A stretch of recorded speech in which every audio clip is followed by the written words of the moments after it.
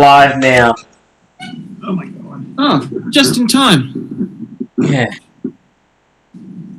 Oh, that was funny. What did I miss? Nothing. Yeah, not much. Hey, Ray, those jokes you tell us, we pulled a little bit of a dirty one. Oh. So Ray made it. I still can't use my keyboard for some reason. You sure your keyboard doesn't have a standby?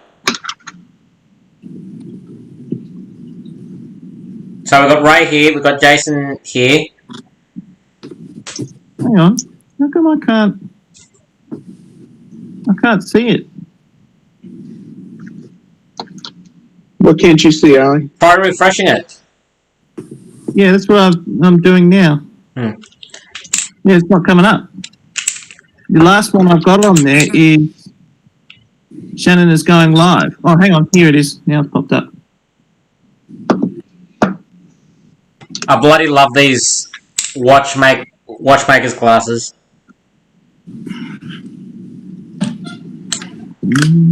I think it's funny that you're just wearing them even though you're not actually working on anything anymore. Yeah. Oh, geez. Join the collective. Resistance is futile. Well, here's the thing. Like, supposedly these things were located half an hour drive away from me. I bought them on eBay. It took them 2 weeks to get delivered. Yeah, because they use the cheapest darn shipping method they can. No, I think the guy, what's it called? When you advertise a product, but then you get a ship from the supplier. Drop shipped. That's the one. Basically like Teesprings. Yeah. Why are we looking at Claude's cupboard? No. I think he went to change. You're lucky. I've called him and he's in the bathroom. What is he? Is he dropping the kids off at the pool? Wait, yeah. Oh, I love that saying. I haven't heard anybody else use that. I've never heard that one before.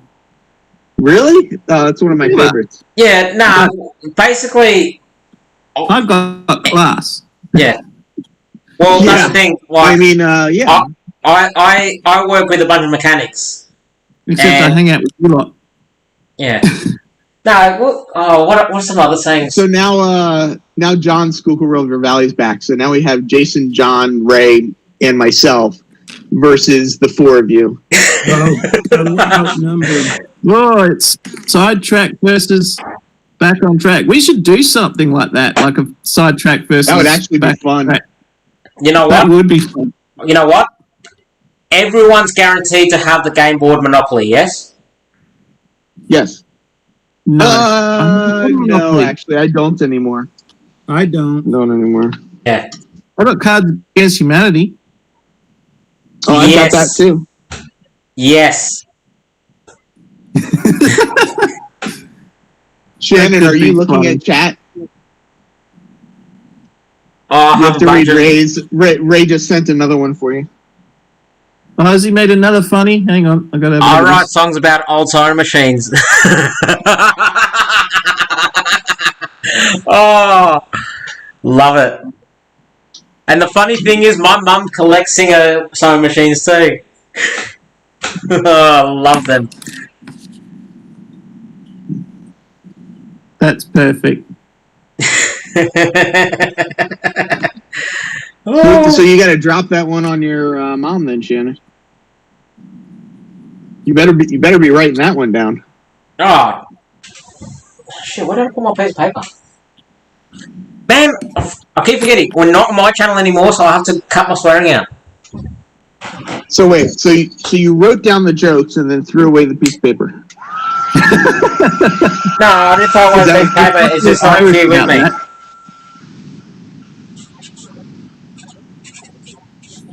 Something very Irish.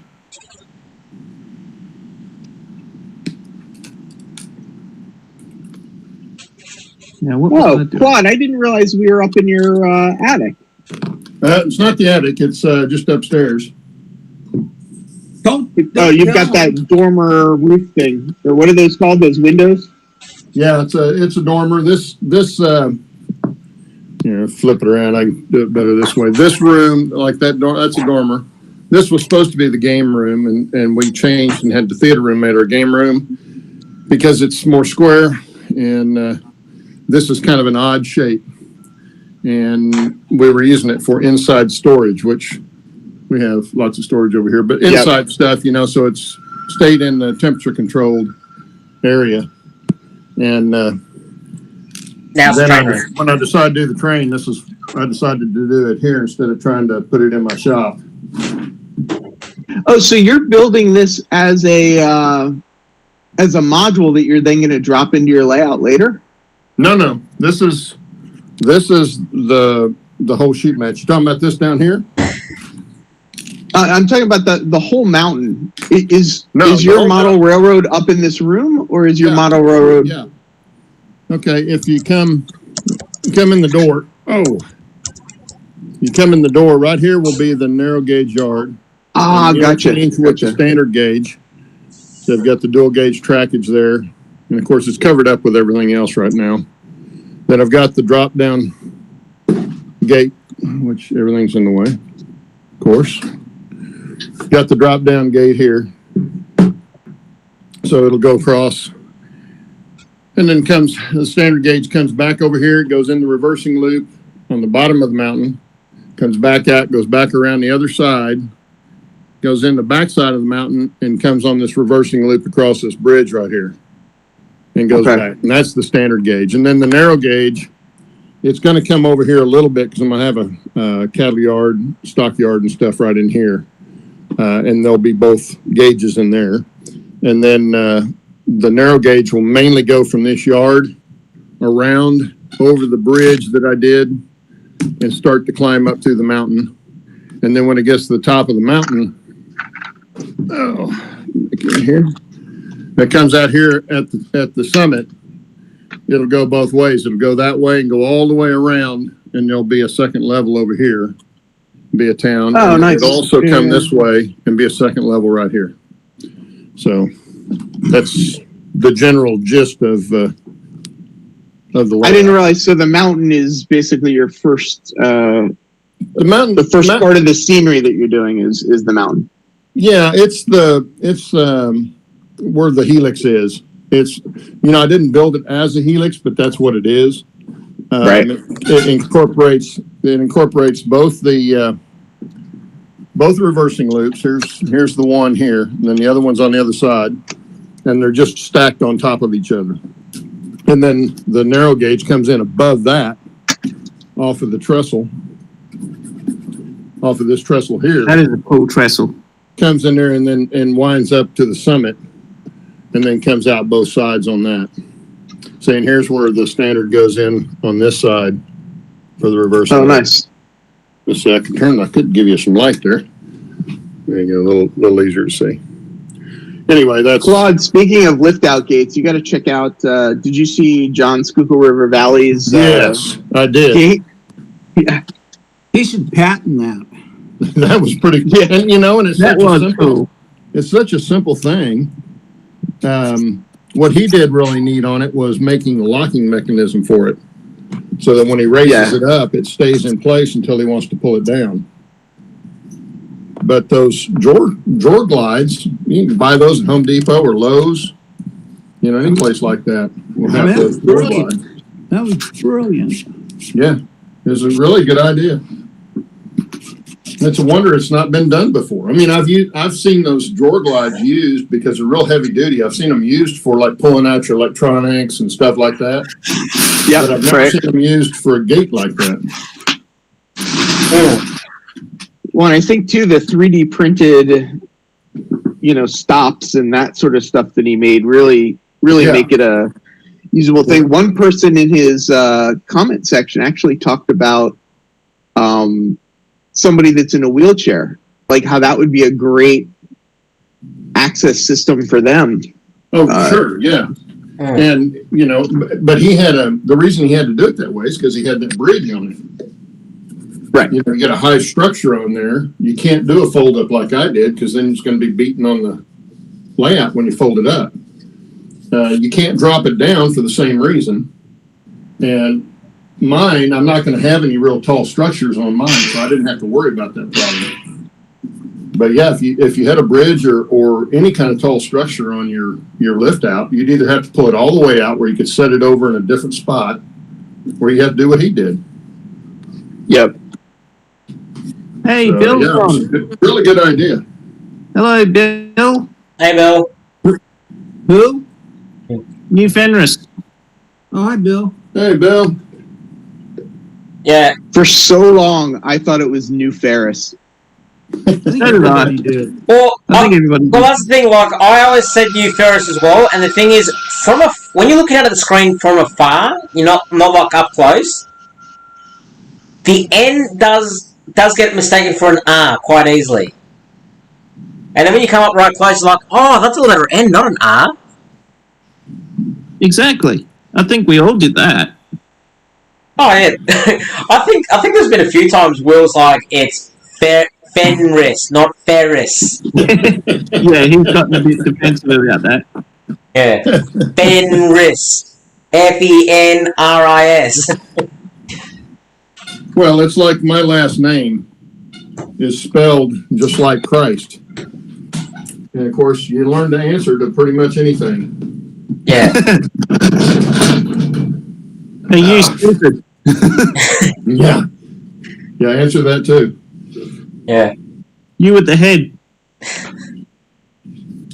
You with the googly eyes. Oh. Hang on, where did this go? Man, it's 3:30 in the morning where I am. Jesus. Is your loco still loading, Shannon? Oh no, I finished. I already tested it. We were so engaged with the conversation, I completely forgot to let everyone know, like, oh, it's finished loading, it all works. Bye. I was just sitting there thinking, gee, that's long, that's slow. Yeah. Hey, Shannon, you know how to fix that time problem, don't you? You leave Australia. I was just going to say he can move his clock. Yeah. Yeah, you can do that too. Are you guys in cities in Australia, or are any of you in like the part that us Americans think about as the scary part of Australia with the dingoes and the a dingo stole my baby. Actually, the anniversary for that was the other day. What? The anniversary for that was the other day. I thought that was a joke. I didn't realize it No, was real. it's actually real. So It's a true story.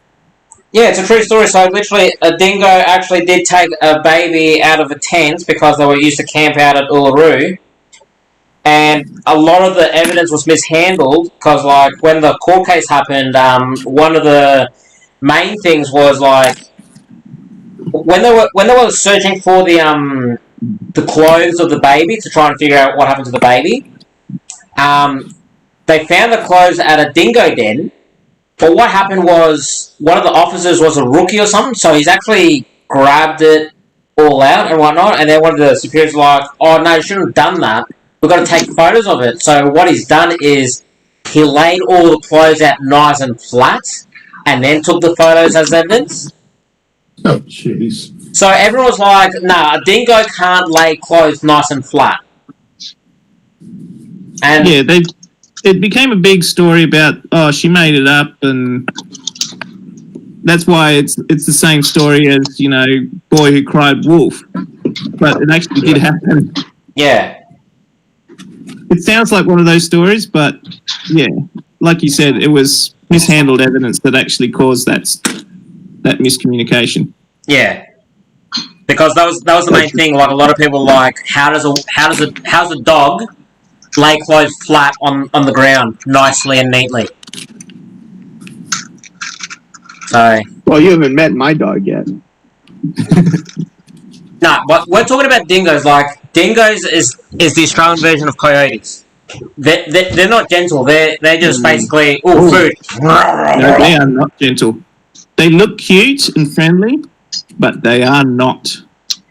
They're wild. I'd rather be mauled by a dachshund or a Rottweiler, to be honest.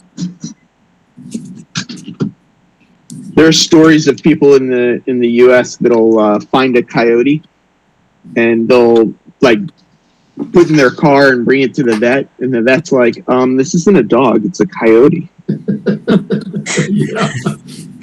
Yeah. Yeah. Now dingoes aren't like that, and like we've got what's called like one of the sheepdog breeds we've got is a blue heeler and a red heeler. And there's the red cloud. Yeah, but anyway, the red heeler is basically a blue heeler that mated with a dingo, and that's how it got the red fur.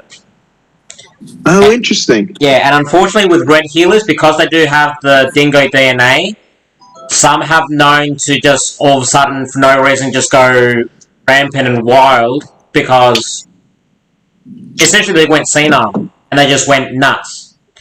Because they're wild animals. Yeah. Yeah. Whereas the blue heeler, because the blue heeler doesn't have that dingo DNA, it gets old, it's just like, it's like, oh, I'm old, I'm tired, I just want to go to sleep. So red heelers make good family pets then.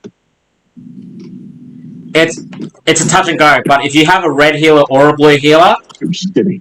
you basically need a farm. Like, you do not... Yeah. They're not one of those dogs that you have in a backyard. They're one of the dogs where, unless you walk that damn thing 2-3 times a day, good luck trying to keep it still. Yeah, they need to run. Yeah. Well, they start People in the U.S. have like wolf mixes and stuff too for like similar reasons. With different amounts of kind of wolf blood in them. Oh, yeah. Anyway. Yeah, right. Definitely watch out for the ones carrying Acme boxes. I love Wile E. Coyote. He's one of the best. Yeah. One of the best cartoons I grew up with. He's a Wile super E. genius. Coyote. Genius. Super genius. Yeah. Super genius. Anyway, to turn this conversation back around to the original question, which is, where do us Australians live? It's a bit like, obviously the major cities, it's all built up and whatnot, but I myself, I live about, I'd say I'm an hour's drive from the city, maybe a bit less, and I wouldn't say I'm in suburbia, but I wouldn't say I'm in farmland either. Yeah, you're on the outer suburbs. Yeah, there you go, thank you. Yeah, I'm on the outer suburbs, but where You have I'm to check your located, I could boots for basically... snakes and scorpions. Oh, no, snakes is... You get snakes everywhere, unfortunately. You're also over in the eastern states. Yeah. Yeah, like here where I live, basically in the summer, we have licensed snake catchers that make a killing every summer because, people will... they're trying to let the cool air in from outside because it's too hot and whatnot, and, next day they go do their washing and there's a red-bellied brown snake hiding underneath their washing machine. Or, it's hiding under the fridge, or it's in the pantry, or they wake up and it's in their bed. And that is why Americans do not move to Australia. Well, I was just going to say, Shannon's the reason why I checked Australia off my list of places I ever want to go. He's more dangerous than any Got nothing snake. to do with snakes. Man, Yeah. well, yeah. Yeah. But in saying that, like where I'm located, yes, I'm in the outer suburbs, but I can drive 20 minutes and I'll be in farmland. I can drive 20 minutes in the other direction and I'll be at the beach. I can drive 20 minutes closer to the city and it's just industrial. And if I go south, it's basically where you want to retire. So I'm dead smack in the middle of... Yeah. Even though... And Ally's on the other side of the country from you, right? Yeah, you're more close to the city, aren't you, Ally? We're pretty much in the city. Like, I could walk to the CBD from here. But I'd rather catch the train. Yeah. But recently, I was actually up on my uncle's farm, which is about 3 or 4 hours north. And that was a really good drive. I enjoyed that. I got to chase trains on the way back, which was fun. You should post them up on your YouTube. Yeah, I'm going to try. Oh, where'd Heath go? Oh, he's just gone. His camera just turned off. I'm trying to fix my, or not fix, but I'm just changing my camera. I was I was recording the stuff I was working on, and I'm just basically assembly line doing stuff now, and I did not need that to be recorded because I have way more than enough footage. Yeah. I'm just ducking out for a sec. Oh, That's right. Hey Bernard. Yeah, you guys are talking about like bulk snakes and copperheads and all that. You just got to remember, Australia. If you look at the top 25 deadliest snakes in the world, Australia has about 20 of them. Yeah, everything in Australia is going to bite you, stab you, stick you, and kill you. Yeah. Well, here's the thing, like if you run across like a red-bellied brown snake it's a red-bellied black snake, or run across a brown snake. Oh yeah, they're bad. Yeah. Well, they're very bad, but you leave them alone, they leave you alone. Oh yeah. Yeah. Carpet snakes are the best. Yeah. You come across a tiger snake, run. My dad used to chuck carpet snakes up into the wheat bins to eat all the mice. Oh yeah, carpet snakes are the best. But nah, tiger snakes you run from because they're essentially like tiger sharks. You know, they're not the type of species where you leave them alone, they leave you alone. They just see you and go, okay, I don't give a crap. This thing's bigger than me, or this thing looks yummy. I'm going to go for it. I'm going to chase it. And believe me, like the amount of times I used to go for a bike ride and I have this damn tiger snake chasing me because I'm just casually riding down the bike path and it's like, oh look, there's something coming at speed, I better chase it. You know, and all I hear is, you know, the grass rustling, look back and I just see the snake kind of, you know, the head shoot up because it's trying to bite my leg. And then I just see the thing slithering behind me on the bike trail. I'm just like, oh shit, here we go again. Does New Zealand have all the deadly animals as well? Not really. There's a lot of sheep. It's too cold in New Zealand. See, I think I'm going to go to New Zealand then. Yeah. Now, New Zealand's quite beautiful. I mean, think about it. That's where they filmed Lord of the Rings. And they still have all those huts there. But, no, Australia, yeah, we got a lot of deadly animals. And the silly thing is, you speak to some Australians, and we actually want to keep them as pets. You know, like, have you ever heard of the bird-eating spider, Heath? A what? Bird-eating spider. No.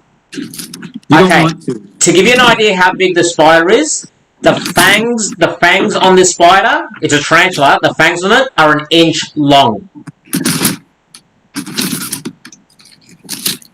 On average. Does the bird also eat humans? Depends on the bird. I mean, like we got the wedge-tailed eagle, and that thing will eat small dogs. Oh, they're big birds. Yeah. A friend of mine had one crash through his truck, and it just tore the whole thing to bits. Like he said, he's never stopped a bee double so fast in his entire life. Because those claws are absolutely huge and sharp as anything. Oh yeah, you're talking about 4 inch long claws. They're huge. Yeah. I saw one on the side of the road when we were driving up to Leonora, and it had some roadkill on and it was just sort of protecting it. And we were driving this little Barina.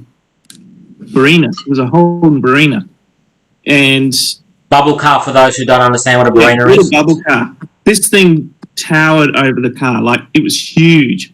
And as we were driving by, like doing 110 down the highway, it just stood there and watched us. Just its eyes on us, did not move. The one thing that scares me, though, with wedge-tailed eagles, which I'm yet to hear a story, is if a wedge-tailed eagle was game enough to take a baby or a toddler. They take sheep. They take sheep? Mm-hmm. No, Jesus Christ, then we're all screwed, aren't we? They have been known They to may take kill sheep. They don't carry them off. Not like there's a bird out there big enough in the world that'll carry my a sheep. uncle, sorry, not my uncle, my dad. He was given this little white grey fluff ball when he was younger to look after, because they found it when they were wandering the farm, and turned out it was a wedge-tailed eagle. So he raised this wedge-tailed eagle and used to hop along on the ground and follow him everywhere and sit on the tree planter and wait for it to turn up all the little mice and things. But he had to release him because he was stealing grandmum's chickens.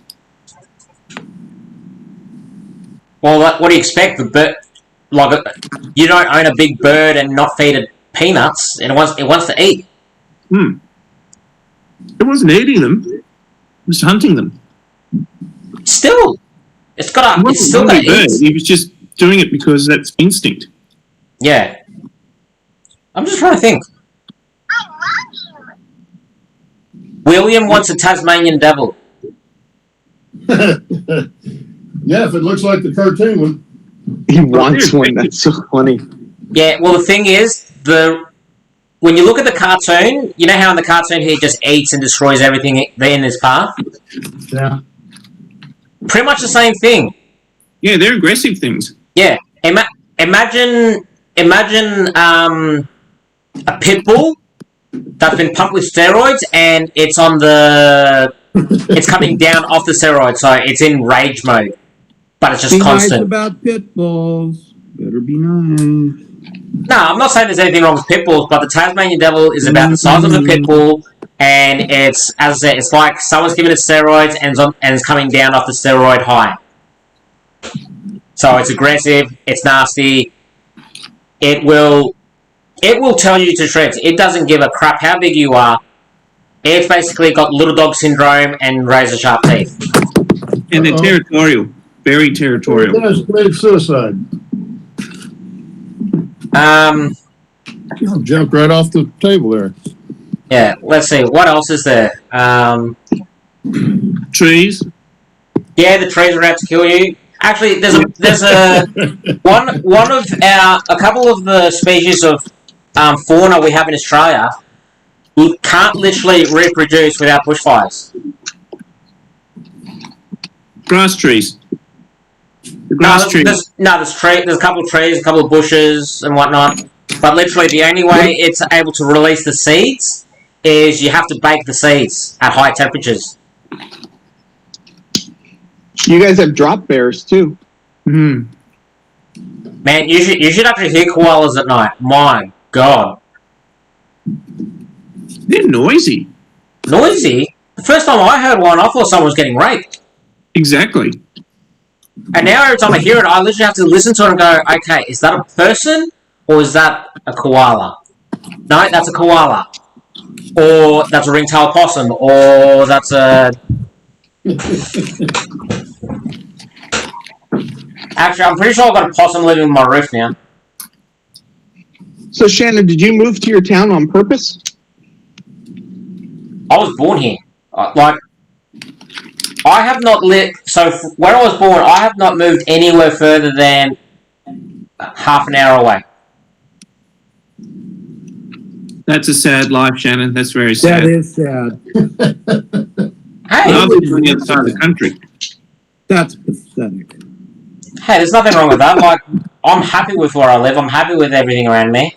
You know, like, there's a lot of work. There's a lot of tourism. There's a lot of free range stuff. There's a lot of suburbia. Beaches are close by. There's plenty to do here. Yep. Love it. Nothing wrong with that. Nope, not a thing. Not a thing. You know, like I do drive to New South Wales to meet the in-laws. I have gone overseas a couple of times. You could drive a whole day and still be stuck in WA. That's how big we are. And I still comment, why don't you guys build another highway in the north so that the one highway, when it does get blocked up, doesn't reroute trucks from a 12-hour drive to a 3-day drive? I don't know.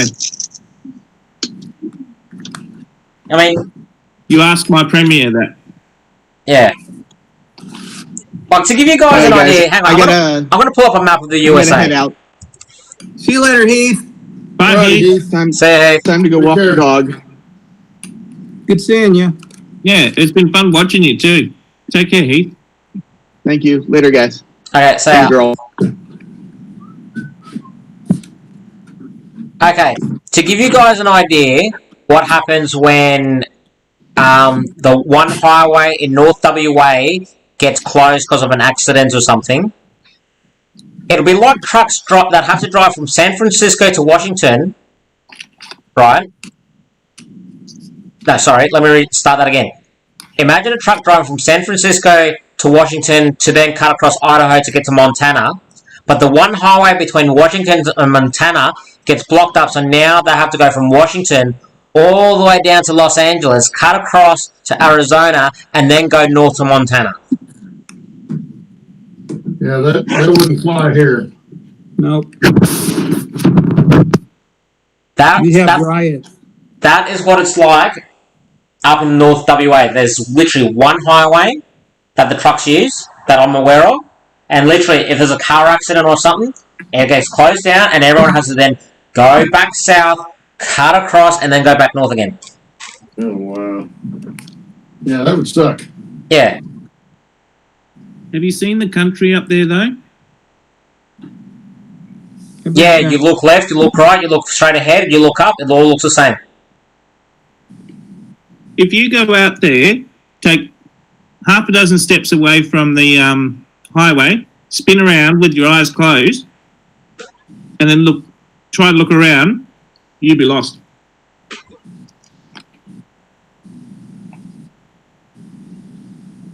Yep.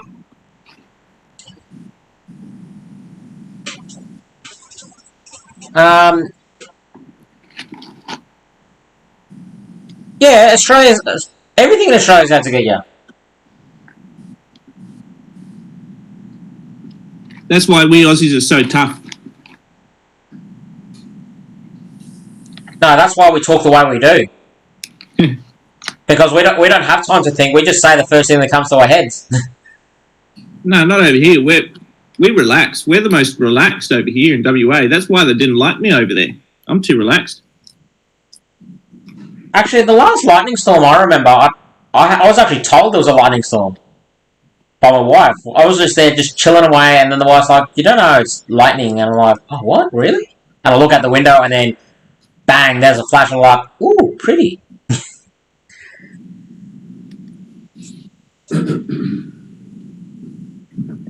Will, you'll have to catch the replay on my channel and then jump over to this channel. No. Yeah, we haven't been here that long, have we? 33 minutes. Bernard is saying his niece spent 5 or 6 mows learning cattle management compared to the US. Months. Glad you can decipher that. I have to with your spelling and grammar, Shannon.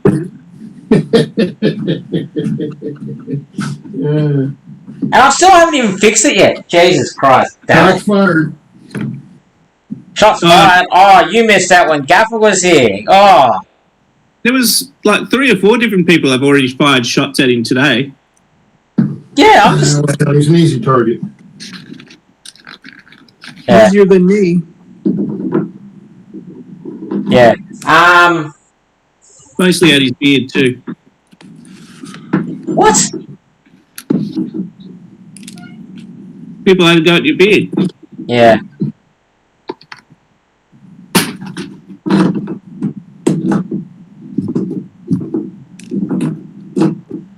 Hey, Claude, you got PayPal, don't you?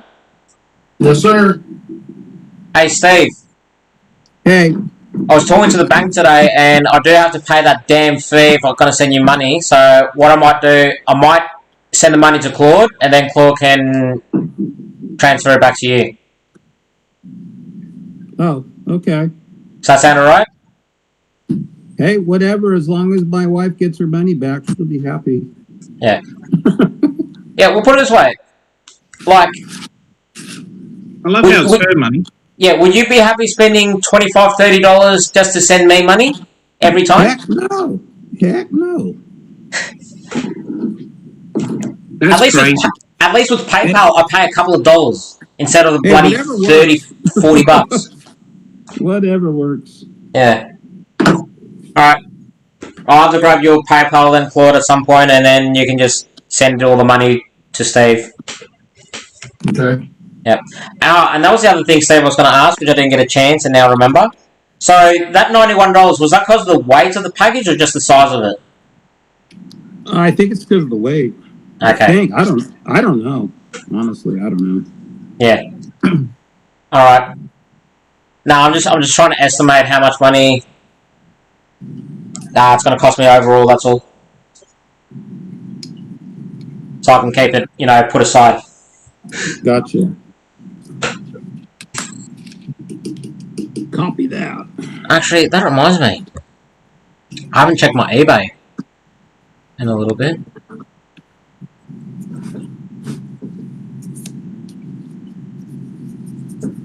No, that's all good.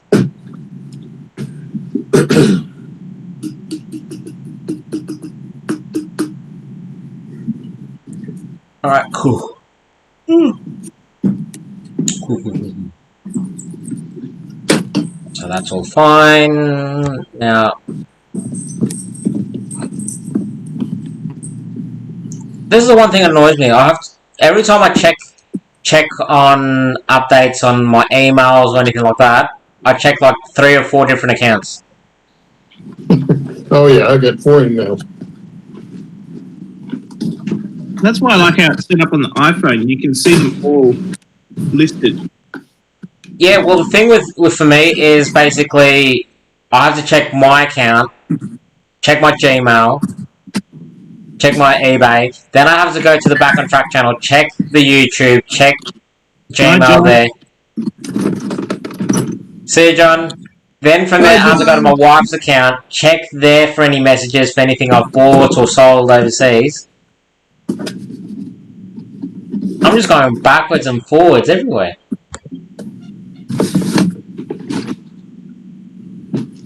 Running around like a headless chook. A what? Running around like a headless chook. What's a chook? What's a chook? Chicken. Chicken. I don't know, what's the trick with you? Yeah, chook, chook, chook, chook, chook, chook. That's a foul.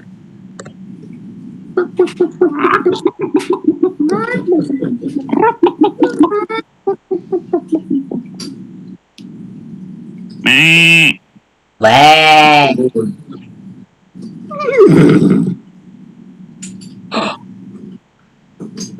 Oh. That horse one was actually a little too good.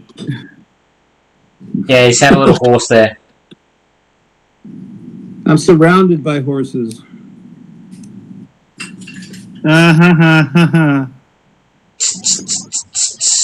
Well, no, I mean 4-legged horses, not 2-legged.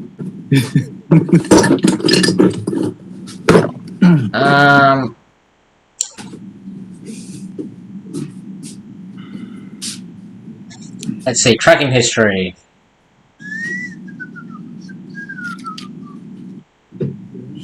Who's been? Hey, Steve. Hey, Shannon. How far is Eugene from your place? 2 hours. Okay, at 9:02 a.m. this morning, that package with that Challenger left Eugene. Too damn funny. Really? I'd probably be here tomorrow. Maybe Saturday. Actually, it might be here tomorrow. It'll definitely be here for Saturday. Yeah, because it says expected delivery by Friday 8 p.m. Okay. Well, you can see it on Saturday morning. Yeah. Actually, it'd be interesting to see because this will be the first time. Like, I know the loco needs a little bit of work, but it can still run on track. So it'll be interesting to see how an articulated loco will handle your layout. Yeah. I can't find my layout. It's buried.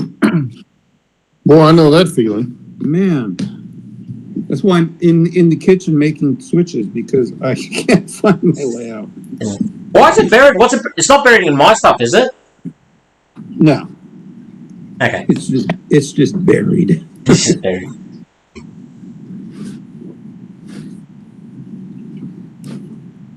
Let's see. I'll be back. I'm gonna make myself something to eat. I'm hungry. Yeah, I was hungry. That's why I've just eaten. Yeah. Oh my god, the wife's gonna kill me. Jesus. Why? It's 4 a.m. Oh, she was. We're surprised she hasn't already. Exactly. She says you stay up all night and then sleep all day.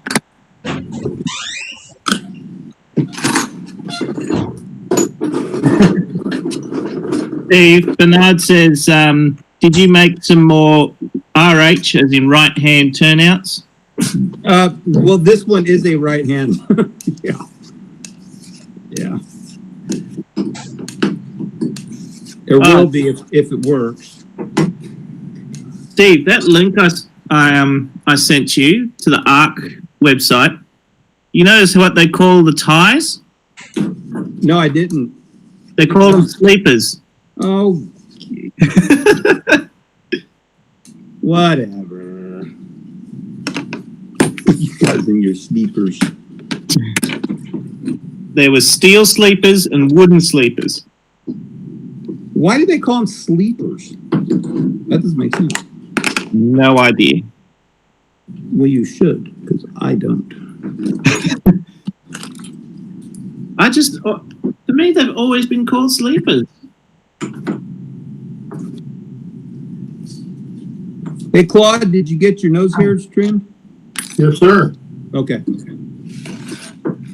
Because I don't want Allie accusing me of telling her Well, her nose I got the important ones trimmed anyway. Okay. What's this? What's what? What did you say, Steve? I missed that. Oh, I can't repeat it. I can't repeat it. No, remember yesterday when we were talking about nose hairs and you thought I was talking about your nose hairs? Oh, yes. No, I was talking about that conversation. I was talking about Claude's nose hairs. Yeah. Sure you were. Who was it that Sure said you were. nose hairs? Do what? Who said it was my nose hairs? You did. No, it wasn't me. I'll go back and check it. Oh, hello, Crazy Joe. Oh, Crazy Joe. Well, what it was when somebody in chat said Steve shouldn't say that about Allie's nose hairs. Yeah, that's right. Yeah. Or about Allie. Because Claude said his camera, so it was looking up his nose. Yeah, he was talking about me, but somebody else made the switch. Because I'm very self-conscious now about my nose. Oh. Oh, I don't have to worry about it. My wife will tell me if my nose hairs are getting too long. Okay, that right there. Can you see that? Can't see that, can you? Put some rocks on here. Rocks. Rocks. It's rock and roll. Oh, I'm gonna go. Shannon, Nightbot's at it again. Oh, what? No. That's it. I'm going to turn Nightbot off for the minute. I hate Nightbot. It's your favourite character, isn't it, Steve? Yeah, Nightbot's creepy. I think that's funny every time you say that. It just gets funnier. I know. Yes, it does. It's giving me ideas. I have nightmares about Nightbot coming in and. Oh, God. Nightbot's the boogeyman under the bed. Yeah. Steve's having trouble. Let's see. I think I will use this. He I knows think this might when work, you are Claude. sleeping. He knows when you're awake.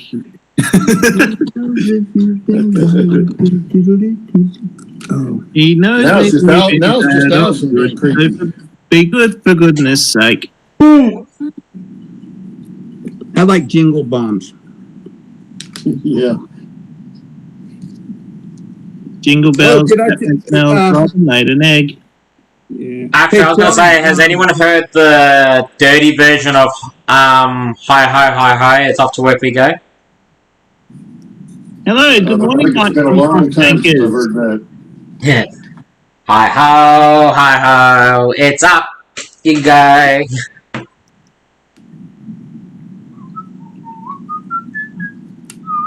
Trying Yep. to keep it PG, Shannon. Why do you think I censored myself? Everyone else can fill in the word quite easily. Stop touching me! How do you spell it? There's an A, a C, a K, phlegm. Sivan Stoker. Premature detonation. What was the last thing that went through your mind? My ass.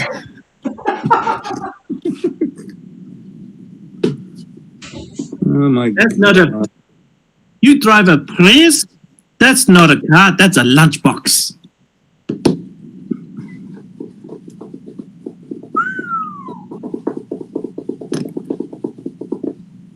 Hey, Terry Fader's going to be up here in November. We're going to try to get tickets. He's better than Jeff Dunham. Who? It's pretty good. Terry Fader. Yeah. I never heard of him. I met We saw him when he was here. Dave yeah. Strassman. Go to YouTube and look up Terry Fader. That guy's awesome. Dave Strassman came to the hobby shop where I worked, and he gave me free tickets.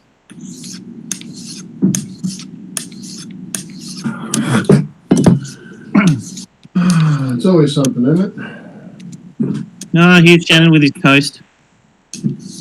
Hey, Claude, these are fun to make even if they don't work. Good thing, huh? Yeah. I mean, what are they going to be good for if you do, if they don't work? I'm going to send them to Shannon. Shannon will make them work. Shannon will make them work. Shannon will fix it. Yeah, stick your hand out the window and the car will turn.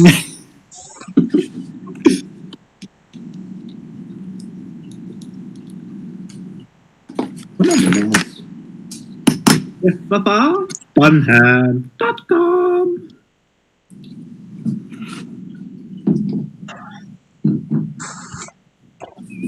Let's see if my hunt will...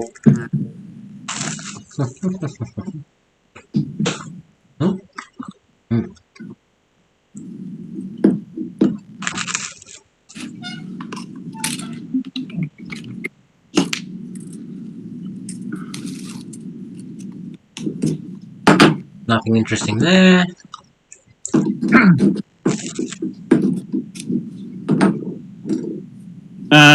Good morning, Bernard. I've been here pretty much the whole time. I'm the one who's been making... As far as you know, she's been here. Well...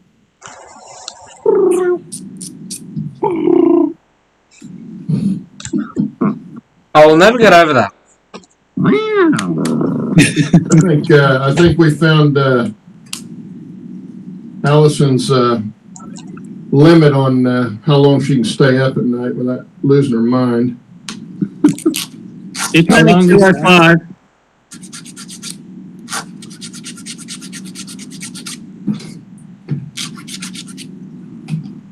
See, our advantage is to living on our side of the planet.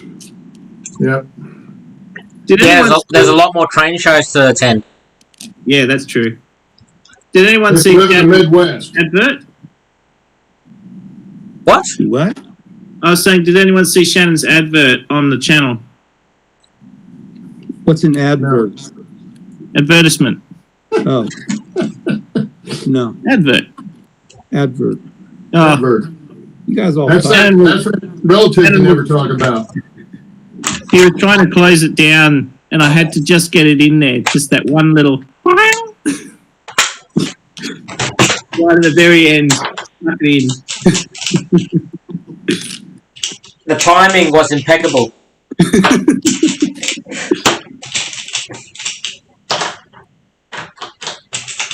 See, I'm not the only one who's lost her mind. Ray Babel says he lost his mind a long time ago. Oh, I did too. You don't go into the hobby with a sound mind. You go into the hobby with a broken mind. Actually, the hobby has saved me from a lot of problems mentality-wise. So, oh, that's not even good Spanglish. Look what you guys have done to me.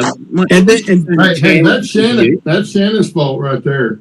Yeah, see, you were almost normal, and then you hooked up with us. Would I have to be not normal to join you boys? Oh, you can't be normal. There's no way. I mean, there's got to be something wrong with me. I stuck around. That's right. Exactly.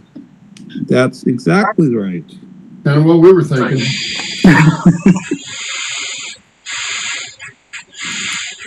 Wouldn't have it any other way, though, Ellie. Nope. Aw, thanks, Claude. I'm just trying to build up credit for later. Crazy Joe makes a good point. You have to have a mind to lose a mind first. This is true. True. No arguments there. Well, Shannon will make anybody crazy. Shot fired again. Just ask Crystal. That's right. I don't know how Crystal puts up with you, Shannon. Oh, neither do I. You should have seen the conversation earlier.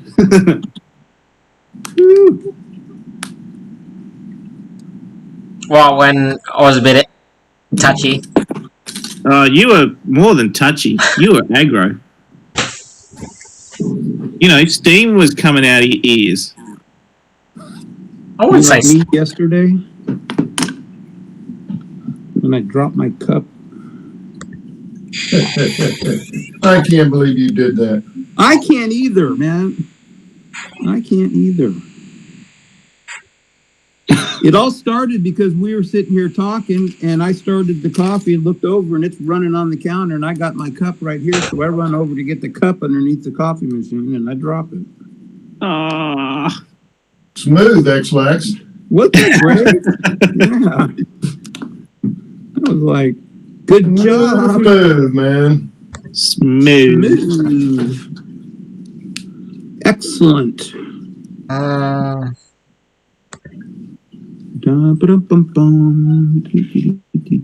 Bernard C is referring to his tractor as his sexy tractor.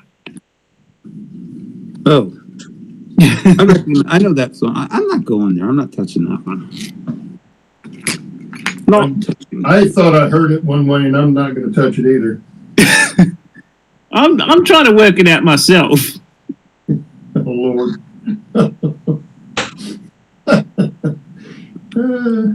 Somewhere Beavis and Butthead's heads are exploding. TP for my bunghole. I am Bongolio. I am the great Conholio. Respect me.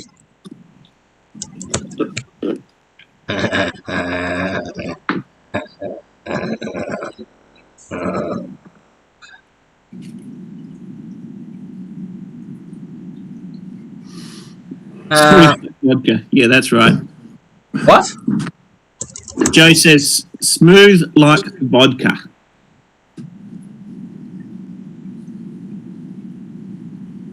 Because you've been hit by, you've been struck by a smooth criminal. Do do do do do do do do do do. Oh my. Oh my God. I haven't heard that song in years. There's a reason. Yeah. That was an awesome song. There's obviously a reason you haven't heard it in years. And I think we just found out why. You love it, Claude. Don't deny it. You're a secret fan. I've never heard it before in my life.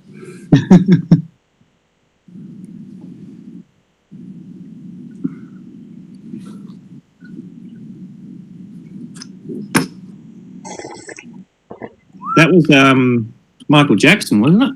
Mm-hmm. I don't like Michael Jackson. I didn't listen very much after he left the Jackson 5. Talk about somebody that screwed up their life. Yep. I liked his music, but that's about it. Shannon's frozen. No, I'm still here. No, it was frozen with you with taking a drink. Oh, okay.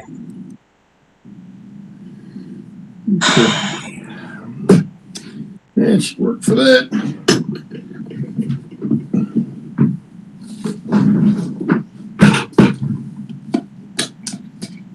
And now it's showing you having a long blink. Oh, because I'm chopping and changing between one bit of software to another.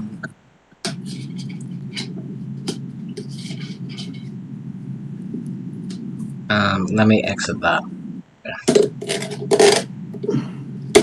Edit connection. Hi, Bernard C. Bye, Bernard. See you, Bernard. See you, Bernard. See, we're chasing everybody off. Or Shannon is. I think it's me. I'm going crazy.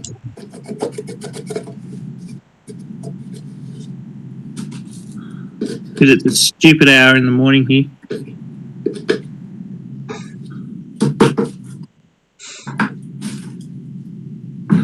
Oh, come on, Shannon. Look a little bit more enthusiastic than that.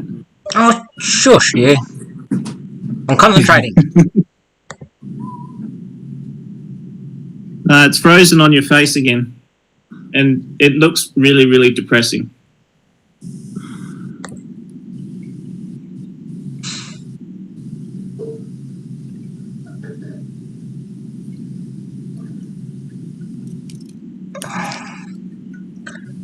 Okay, that's not gonna work, so let's just open this thing up.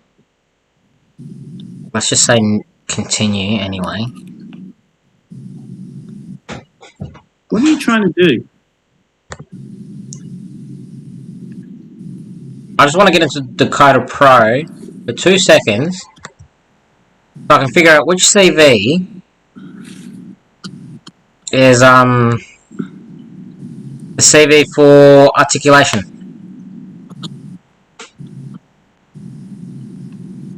Is that program taking too much computer power? No, it's more that I'm asking the computer to do more than it wants to too quickly.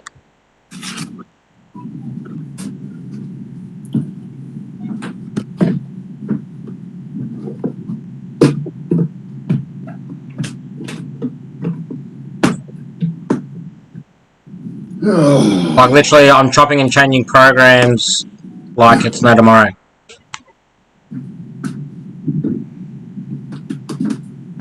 Hello, Leslie Gilpin. Oh, Leslie. Hello, Leslie. Today. Make you look at my face and run everybody off.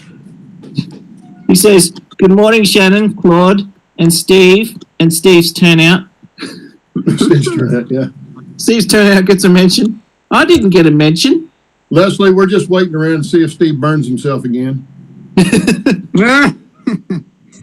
You know, I had my hand in grout so much yesterday, I didn't even notice.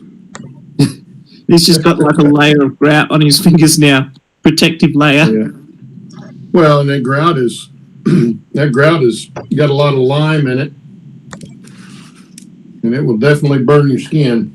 Oh God, it tears your fingers up. Holy yeah. God.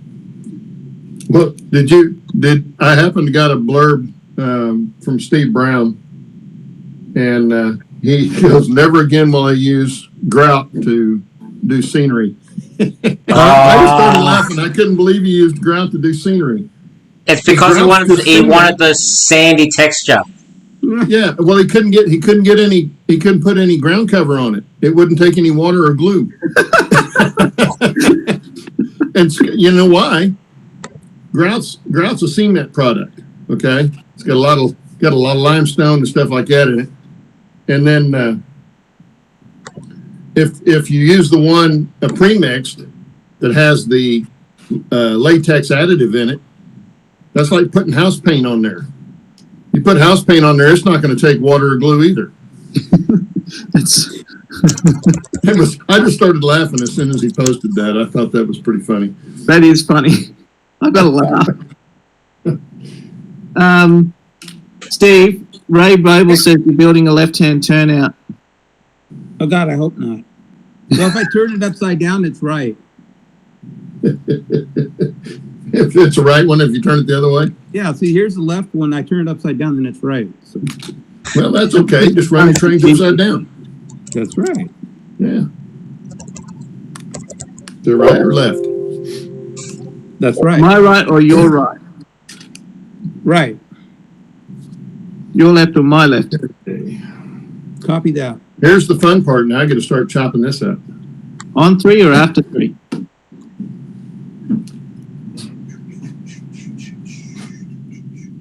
Okay, here there. I already said hello to you, Crazy Joe.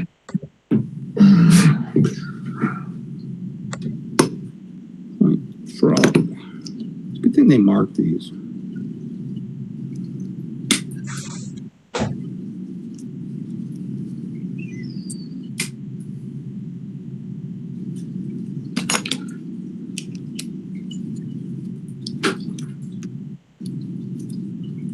Oh, Claude, wake up this morning, and Sheila goes, "There's water in the bathroom." It's like, and then there, and the one of the bolts that bolts the tank to the stool wasn't quite tight enough, so it had to drip overnight. Like, yeah. Well, that's the other thing too. If you you pull a toilet and you leave it set and it dries out, that rubber and stuff gets dried out. Those gaskets will get dried out and it'll start leaking on you. Yeah, that's what happened. I told her this is nothing serious. But well, what I meant to tell you to do was while you've got that toilet pulled out, pull the tank off of it while you can get to it and put a new tank and bolt set on it. It's all pretty well new. It wasn't that long ago that I did that. Oh, okay. Yeah, it's all in really good shape. Hey, Steve. Hey. Leslie's got a solution for you. Uh-oh. He says, give the left-hand ones to Shannon. They'll be upside down right-hand turnouts in Australia. Oh, that's a good idea. That works. That's a great idea. That works, yeah. Somebody's thinking this morning. Because everything's backwards in Australia. That's right. Well, that's a great idea. Leslie says it's a reasonable time for him, so of course his brain's going to be working.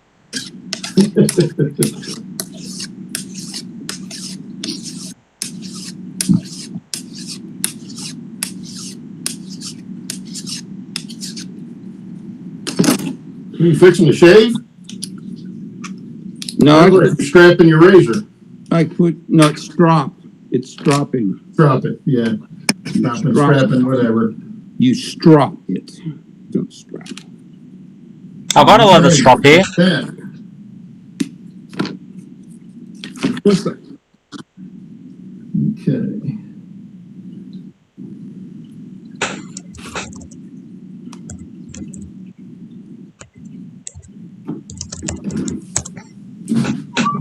I'm hoping I start a trend that people build turnouts instead of buying them. So what's the trend going to be, Steve? If Steve can build it, anyone can build it?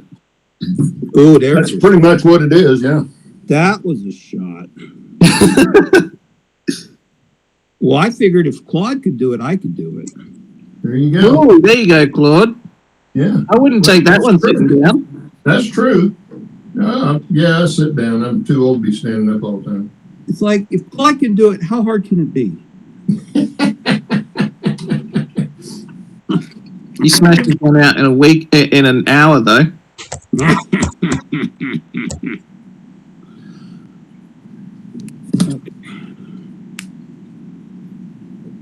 Life isn't a race. Or, yeah, it is, actually.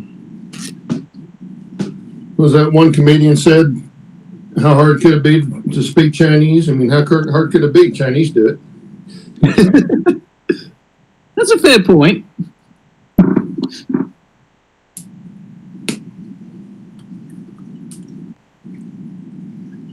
That was one of the funniest sets I ever saw. That guy was, he actually made an appearance on Home Improvement. That was a good show. He was known as the pit bull of comedy, was his deal, and I can't think of his name right offhand. But he did a deal about his family being Jewish, and when they would get to arguing and stuff in a restaurant,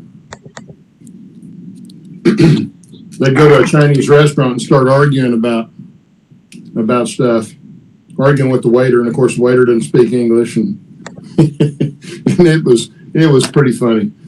It was one of the funniest things I ever saw in my life. My dad said he knew a Jewish bloke who used to tell some of the most horrid Holocaust jokes ever. Just he'd tell some terrible Jewish jokes, and my dad said, "Why do you tell these horrible Jewish jokes? You're Jewish, aren't you?" And he says it's not the fact that they're crass jokes or anything like that. It's because if you stop telling the jokes, you stop telling the stories. You stop telling the stories, people start believing it never happened. Yeah. There are people that actually believe. Fair point. Yeah. Oh, there you go. It's his way of, making sure that you don't forget those sorts of things. Yep. You stop telling the stories stop becoming real. This is true. Well, I think that's why Native Americans tell stories, because it's the way of their history. Keeping history alive. Well, that's exactly why the Aboriginals do it here too. Yeah. Well, that's the only way they had to do it. Well, that was the way they kept records, by passing on these stories, because that tells each other where the water holes are, where the good food is, the good tucker. Good restaurants. Well,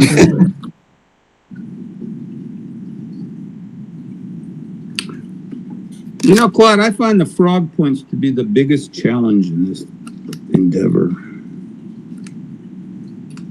Do you? Why do you think that is, Steve? I don't know. Maybe I need to do more of them. I'll come up with an easier way to do it. Isn't that what the psychiatrists always say? Why do you think that is? I just realized what you were doing, Claude. Dr. Claude. Oh, that's right. Yeah, we kind of. What I'm trying to do.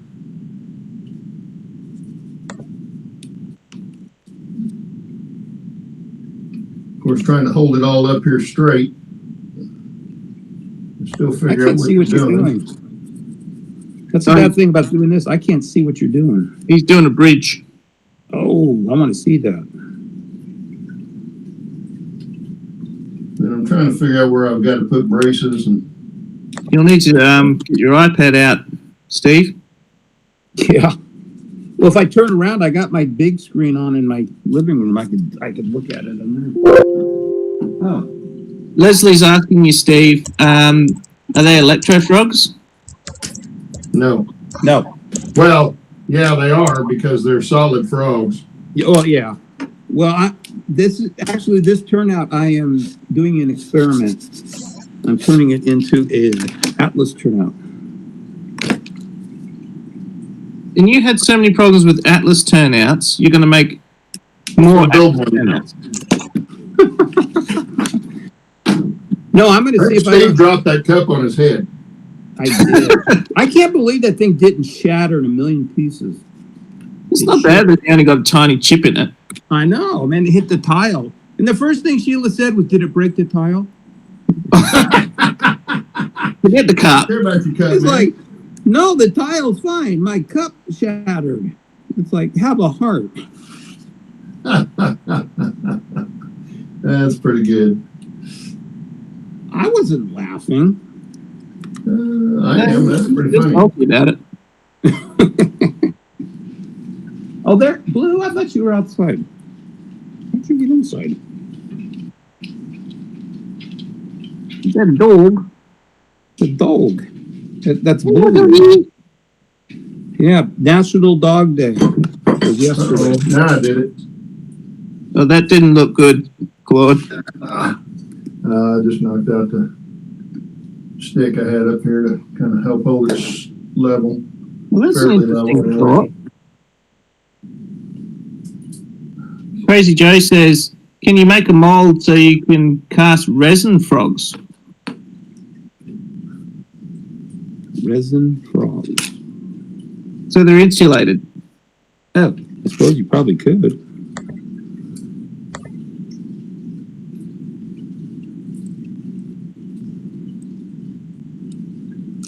Ah, shit.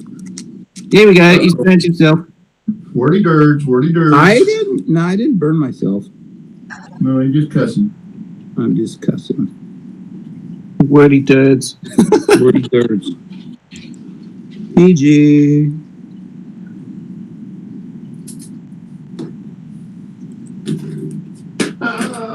Oh, that didn't look good. No, these are pretty lightweight.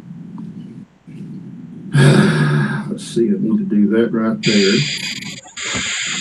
Get the heat gun out and do a little bending. Trust me, I'm an engineer. I think I'll put this thing right here. Yeah.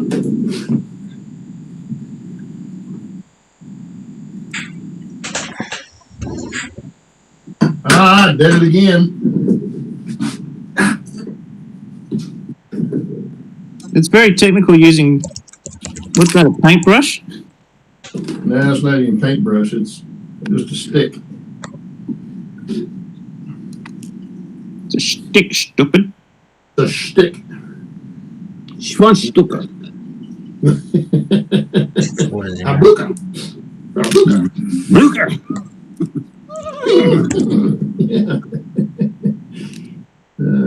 I see nothing, I hear Good nothing. movie. You know what? I took my roommate to see that one time because we were watching. All we had was a 13-inch black and white TV, and I said, "I'm going to take you to the movie, man. You got to see this movie." I had already seen it. I said, "You'll love it." And so he goes, "Great," because he's thinking he's going to get to see this big widescreen color picture, right? When we get there and the movie starts up and it's in black and white, he just looked at me like, "It's in black and white?" I said, "Yeah, but give it 15 minutes, you'll forget all about it being in black and white." Oh, that was one of the best movies. I It love was. I Yeah, it's one of my favorites. Are showing your age. Have a roll in the hay. It's fun. Roll. Yeah. Roll in the hay. Roll in the hay. It's fun. Wolf. No, Marty felt There, it. Wolf. There, Castle. Why are you talking that way? I thought you wanted to. What you want to? Suit yourself. I'm easy. Yeah, Feldman was a crack up in that. Yeah, his hump kept switching sides. Yeah. What hump? Could be worse. Could be raining. Yeah. There were so many great one-liners in that movie. Oh yeah, it was. It was a good movie.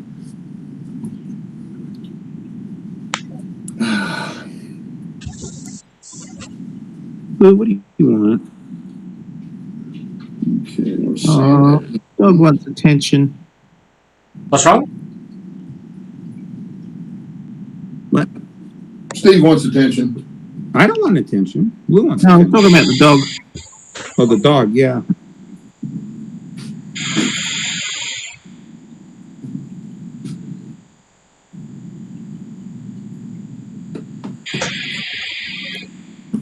Dang it.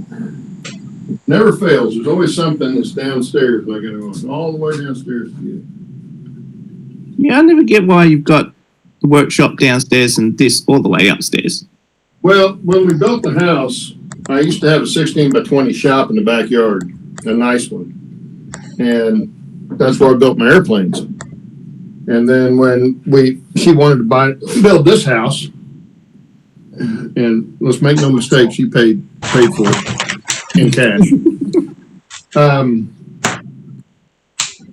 She wanted me to have a place to work on my airplanes. So I said, well, let's just find a 3-car garage and I can use one bay to do that. And the more we looked, the more she realized that wasn't going to be a good option. And so we saw this one, and it had a mother-in-law suite downstairs. And she said, well, what if we take that out and make that your shop? I said, well, that would work. And so we had an exterior door put on the garage side of that room. Instead of coming into the house, you go into the garage.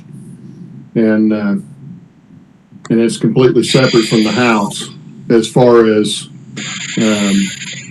passing through. You got to go out in the garage, go out of the shop into the garage, into the house. And I did that so I could keep the dust down in there. And that's where I built my airplanes and stuff. And while I was doing that, I was never up here. The only reason I moved up here was because this was the place to put a layout. Was the best place to put a layout. And so I did that, and that's why I've still got the shop downstairs. Okay, I'd be right back. Must be frustrating though, having to keep walking between the two. Well, kind of, but the shop works good for my work too. So, if there's something I've got to build or fix or something that I can take to the shop, I can just take it in there and do it. So it works good for that. My daughters always bringing stuff over that my grandkids have broken and have me fixing that kind of stuff. So it's nice to have the workshop, and I probably keep it because it's got a lot of my tools and stuff in it. Leslie Gilpin says your trestle reminds him of the trestles on the Cumbers and Toltec. It's built, yeah. You're talking about this one, Leslie? These are micro-engineering, and they're patterned exactly after those, which is really cool. I also bought some Central City girders that you glue together, and they've got like 3 different kinds in the package. And I thought, well, I'll buy those. They're just straight girders and for scratch building with. And I thought, well, I'll buy those in case I needed some extras for doing some stuff. Yes.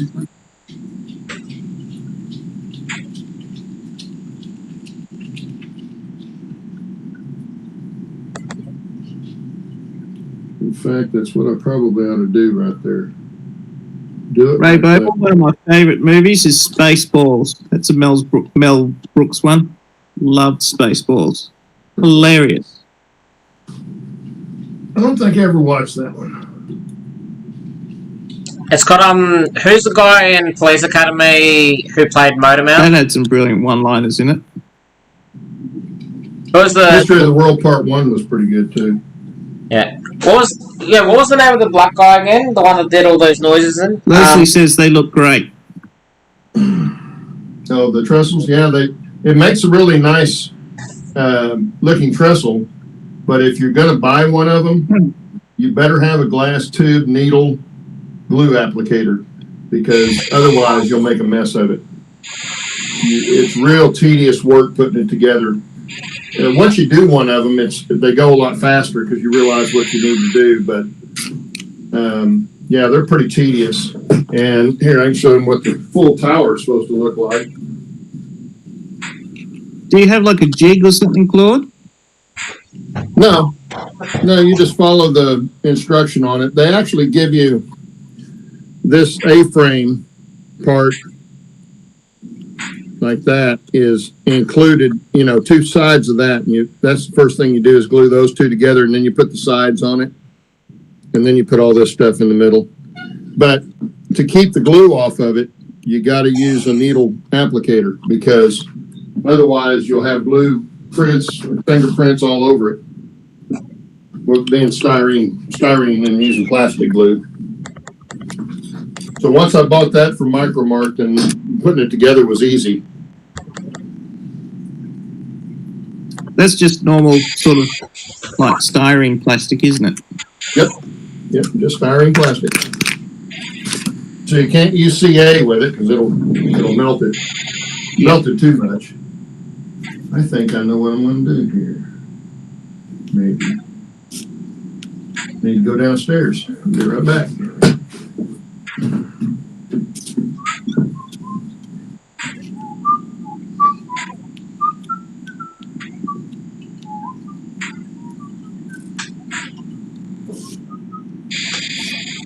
Boy, Shannon's awful quiet. Did you fall asleep? I thought he was asleep, but he moves every now and again. He's muted himself. Asleep, Shannon?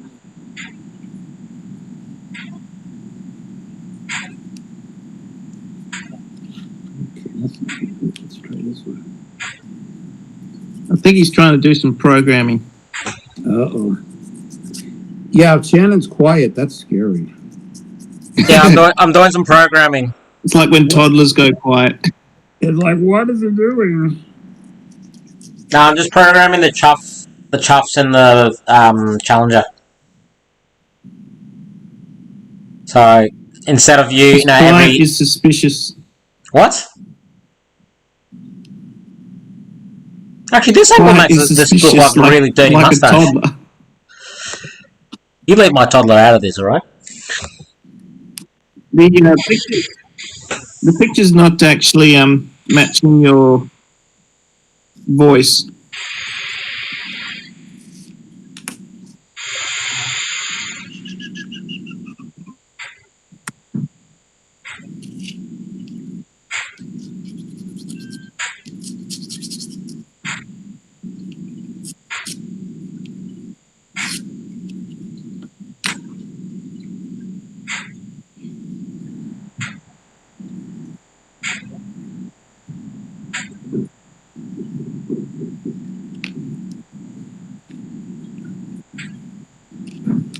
Well, this sounds like a good show. Yeah. I walk upstairs, all I hear is No, that's Shannon's Challenger. It's not these Steve. are some of the Central Valley girders that you put together. These are a lot easier to put together, although I did use the glass needle applicator on it. But I just had another idea I might try. Just use these in here to go to that and then go to that. That might work. Yeah, it looks like Shannon's struggling, as you can see from the frozen image of him yawning, Heath. And I'm still here too. That could possibly work.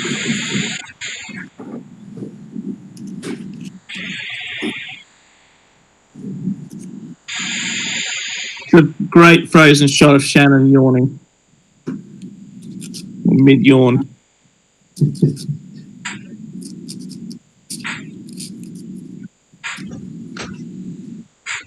Nah.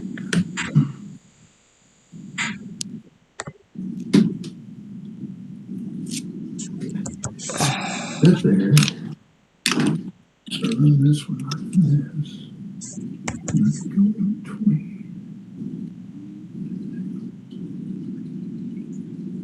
Huh.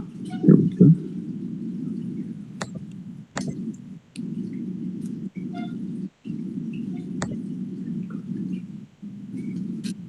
Now all I can hear is running water. Running water, what? No, that's my fish tank. You have a fish tank? Big toilet bowl leaking again. Oh, gosh. I was going to say, when did you have a fish tank?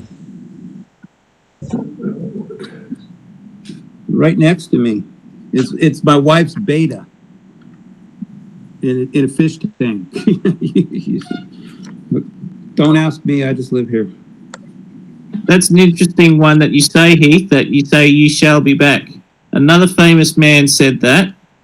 anyone here know who said that? MacArthur. I shall be back. MacArthur. Yep. Well, actually, General- said I shall return. Well, yeah. I shall return. That's what he said. And he said that at the train station in South Australia. What was the name of that train station? It was the change of gauge. Now I can't think of the name at the moment. I think it started with T.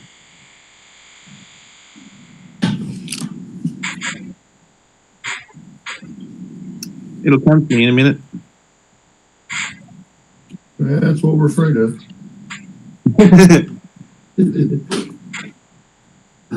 See, I went downstairs and I didn't get that other thing I needed to get.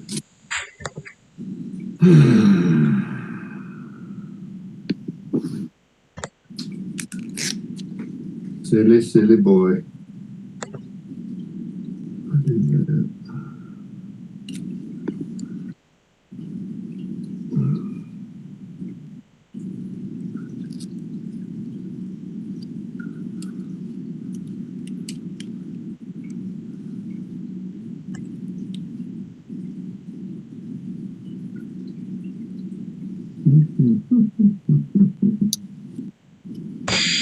Is Leslie still on? Yeah, I think he's still here. Now, Leslie, give you another idea for the cross braces in this, and that's using brass wire and turnbuckles, because that's what the narrow gauge would have had on it was a lighter weight setup. It's the same frame, but then the lighter cross pieces.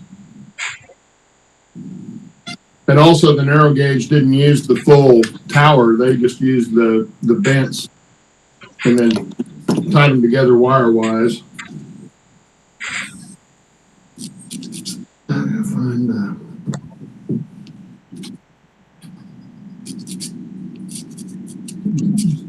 Tarawi. That's where he was. Tarawi Railway Station in South Australia. That's terrific. That's terrific. He was in Tuwali. Tarawi. Oh. T-E-R-O-W-E-R-I-E.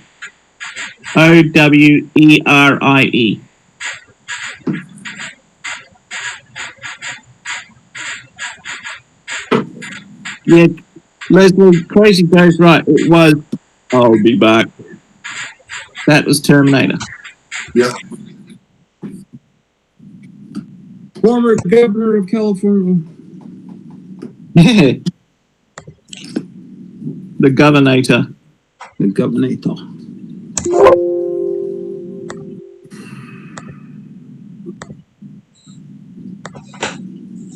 Leslie says, right, I guess wooden bents on a trestle would be as fiddly. Yeah. Well, that's just, I know that's the way they built them. For the narrow gauge, they used the, I don't know if that's, I think it's cable is that what they actually use, not rod, but use brass rod to simulate it. And it looks a little less stout as this does.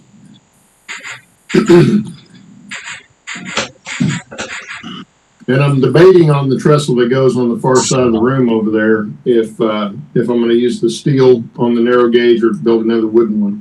There'll be a wooden one up here on this part of the narrow gauge, but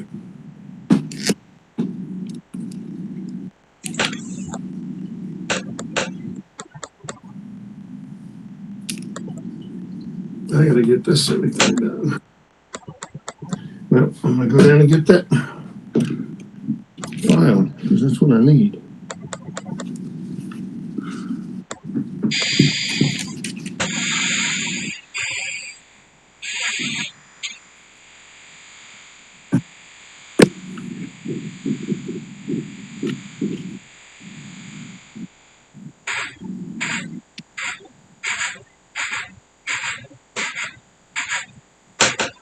Oh, that might be faster.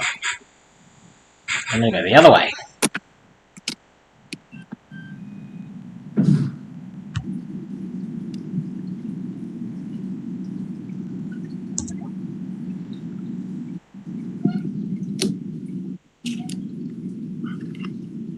God, is it noon already? Holy crap. Noon for you, 5 a.m. for me. I'd be worried if it was noon right now. Yeah. I don't think we've ever done it this late in my afternoon. Nah.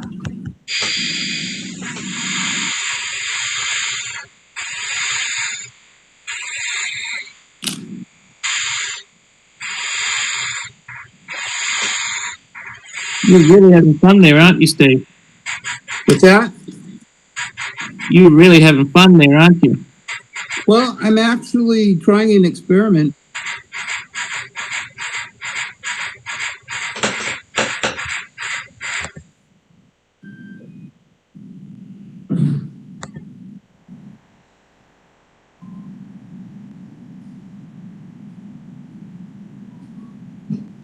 Where'd you go, Steve? Steve, where'd you go? He's gone black.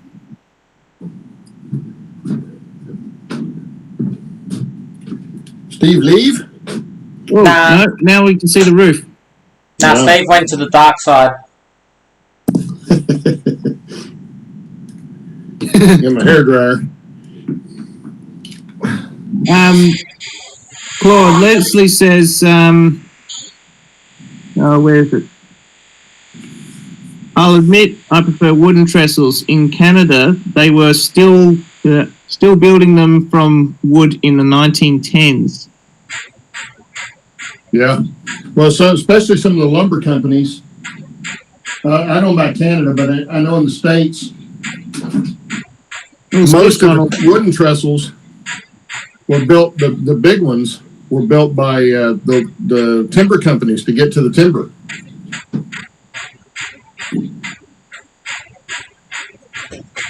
And of course, once they farmed out all the timber, they didn't need them anymore. But Leslie says, I'm watching you guys instead of finding UK live streams. We're that good. Oh, yeah. Even though sometimes we can be I'm quiet. starting to worry about Leslie now. Actually, I was having a look at Brian and Mike from Cross-Anchored Railroads. They've gained a lot of subscribers really quickly. Who's this? Brian and Mike from Cross-Anchored Railroads. Railroad. Ah. They do the O scale. Well, there's not a lot of O-scale video stuff out there, at least not that I've found. Not that I look for it, but... Yeah. No, but that's the thing, like, they've actually gained a fair few followers over the last... Because they only started up 2.5 months ago, I think. Yeah. And they've already up to like 300 and something subscribers. Well, if they're the only one or only one of a couple of groups doing O-scale live stream stuff, they'd have the corner of the market, wouldn't they? Yeah. Yeah, but that's the thing. A lot of the people Ray on says there... 200 in the past month. Yeah, that's the thing. Like, a lot of them are people that are on our streams. Like, there's Heath, there's John, oh, man, I'm forgetting people's names again. There's actually a few people that I know on there. Well, yeah, they get the O-scale people, and then some of the people that do N-scale or HO scale. Yeah, you're going to have more audience to draw from. Yeah. But chances are we're not going to draw very many people that do O-scale because we don't ever talk about O-scale. Not yet, anyway. Leslie's asking, had they had previous channels, because they could transfer their subs across? Nah. No, I haven't. Because they both run the same... Hello, 716 fan. Sorry? What was that? I was just saying hello to 716 Rail Fan. I was saying hello to a... Looks like a new subscriber.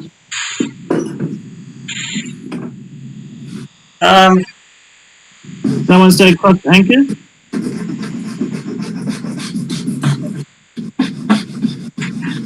Yeah, I'm not familiar with 716 Rail Fan.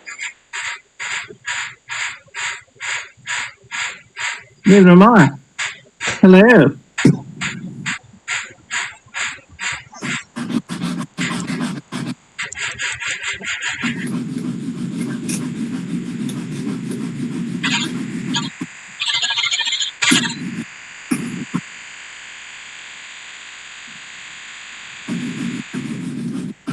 Where's Steve's gone?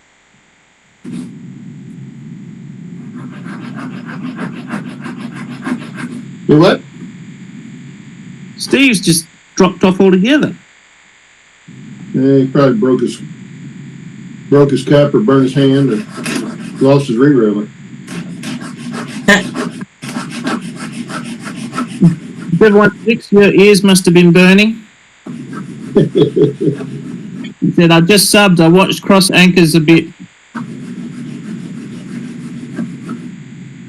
Oh, okay. Yeah, I discovered cross anchors thanks to Reddit, and then I subscribed to them straight away, and I've got to add them. I've got to add Sidetrack Sundays into our ticker before Saturday show, so that way it's all there, and go from there.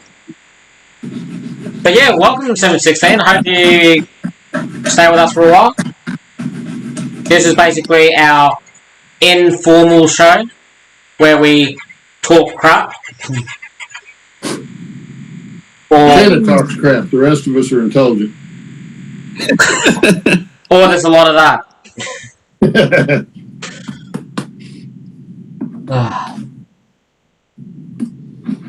Okay.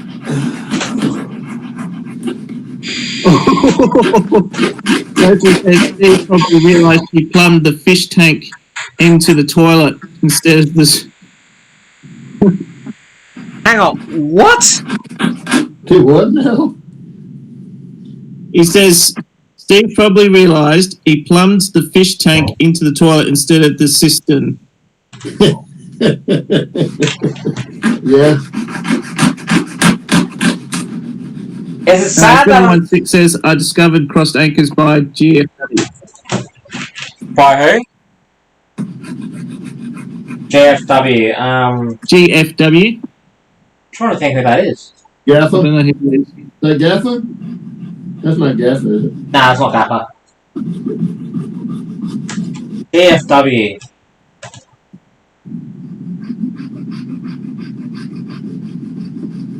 So many acronyms for so many channels, I can't keep up.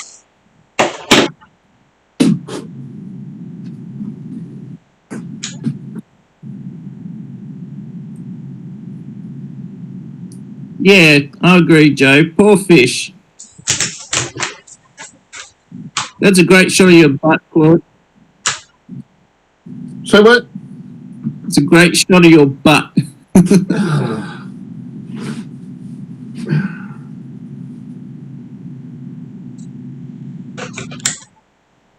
What's wrong with his butt? Allison was looking at it. Everyone was looking at it. I didn't realise I was everyone.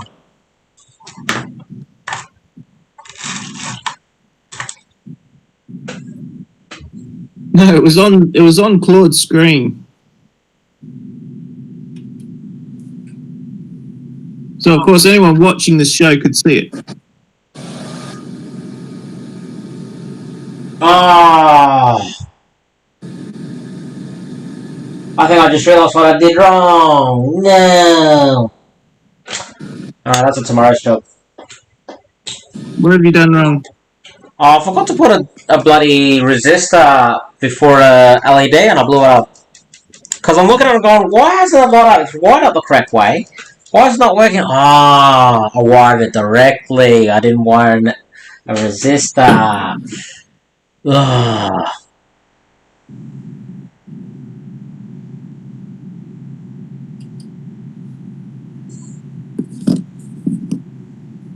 GFW. Did you blow it? Hang on, GFW railroad link above. What?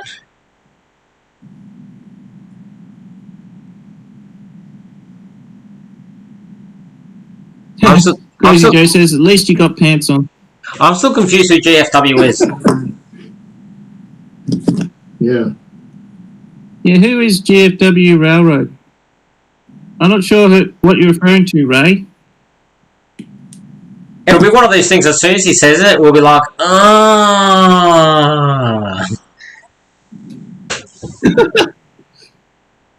Leslie says the Challenger going chuff chuff forward and fush fush backwards.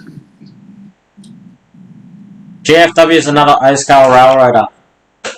Ah, there you go. That's why you don't know. Yeah. I'll probably have to forsake him. The O-scale is actually quite interesting. Interesting.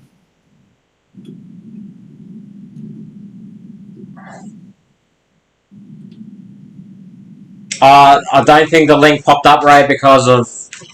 I don't know. Nightbot. I think I turned Nightbot off.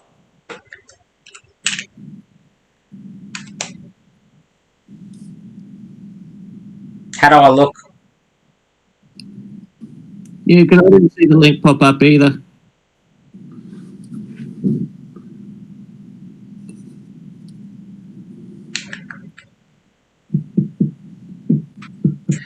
What? It's one of those things, you get a new toy and you just want to play with counts, it. Joe. Oh, my word.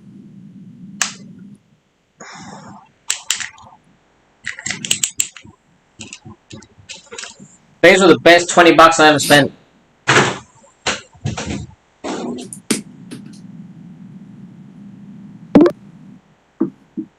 Let Steve in. Ah, Steve's back. What happened, Steve? Steven! I'm back. What happened? Hello! Phone call. Phone call. Oh, phone call. A phone call.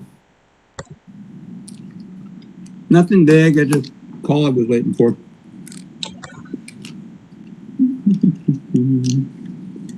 So in other words, Steve's got a donor for his new legs. He's getting new legs from Lieutenant Dan. Lieutenant Dan. Lieutenant Dan. Ice cream, Lieutenant Dan, ice cream. Hey, Lieutenant Dan, you got some new legs.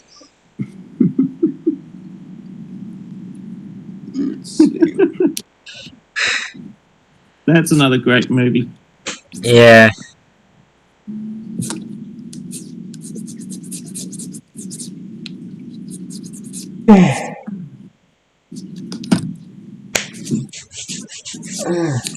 Yeah, I thought you were with me. Wrong. Yeah, Ali, it just clicked. So the other day when I said to you, or yesterday when I said to you, I've got another brass loco, you went, oh really? And then the conversation just sidetracked to something completely different. Yeah, so I bought myself a Key Imports Challenger. Did you buy that? Yeah. Yeah, it comes to my house again. Well, I bought that, and I might. What's different to that Challenger to...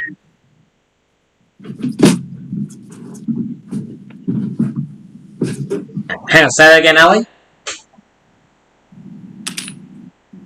What's the difference between that Challenger and the one you were just working on?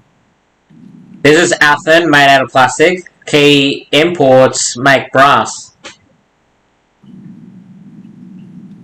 No, but I mean, like, you know, prototype-wise.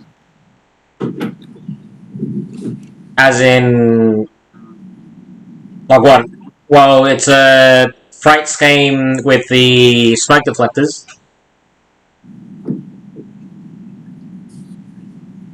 So it's a Union Pacific one, exactly the same. Yeah, all challenges and all big. Oh, All Challengers were originally Union Pacific. Some of them were sold off to other railroads, but all big boys were Union Pacific.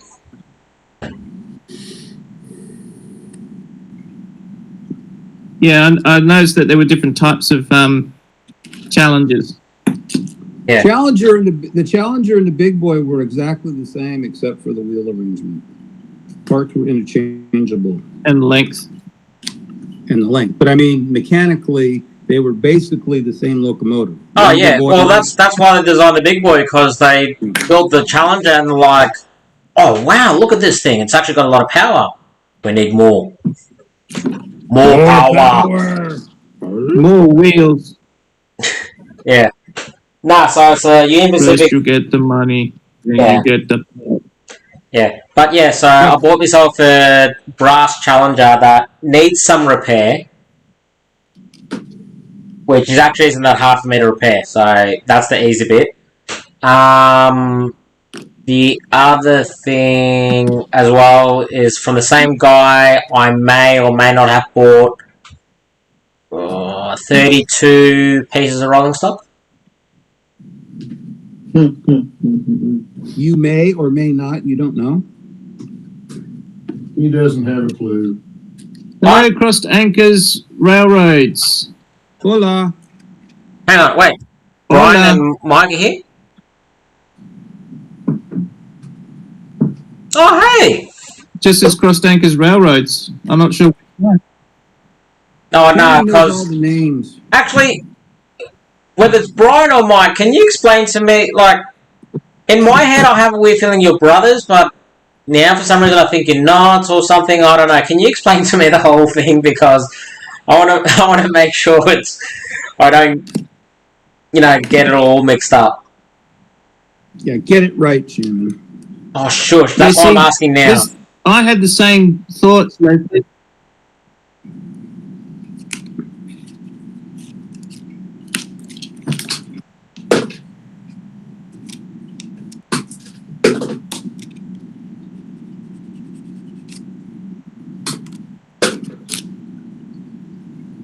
Hey, Shannon, Leslie's got the same questions as me about challenges.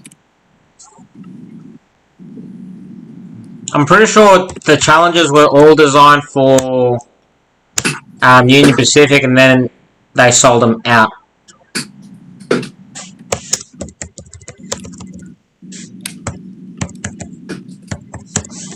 Let me just quickly Google it. Because they all had differences.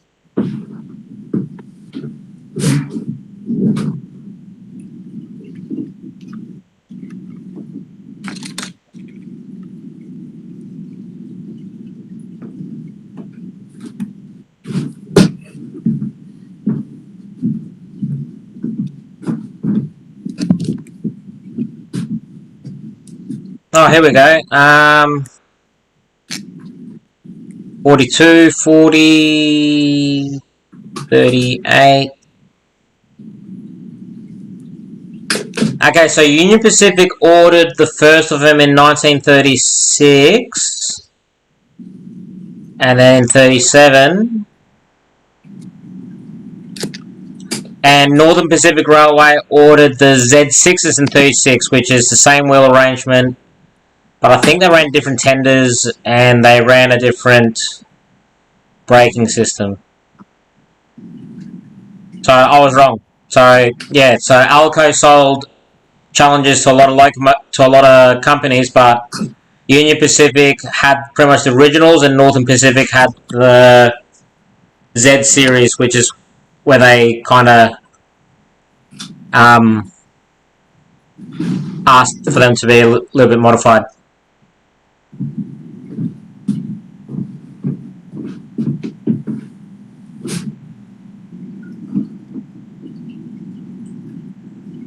Oh, okay, awesome. That confused me a lot. Like I was racking my brain. For some reason, at one point, I thought you were brothers because I thought I heard it somewhere, and then someone said, "No, they're not related." I'm like, Oh. And I'm literally thinking, I'm going, what have I misheard? I've misheard something. I have to ask him next time I see him. Oh, that's awesome.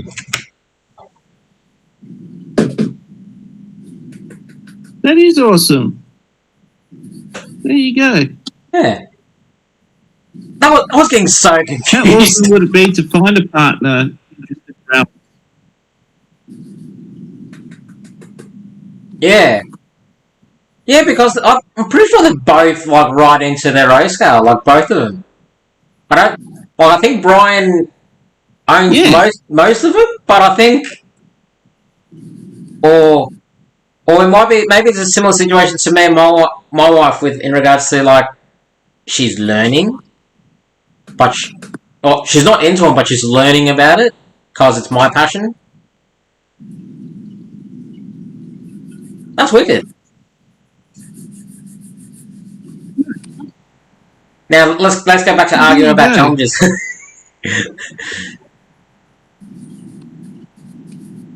Hang on, Ray was meant to get some sleep. Yeah, I knew there were different types of challenges. That's why I asked the question.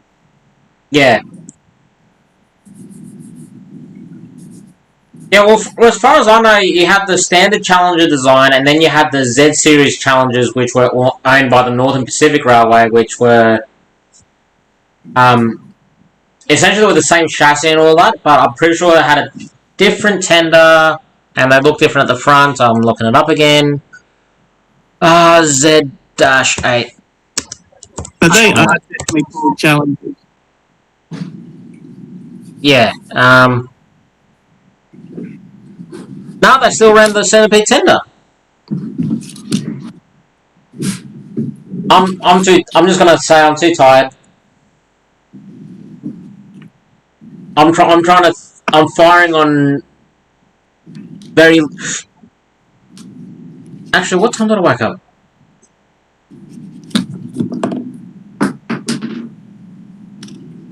$12, 10, 12, 2.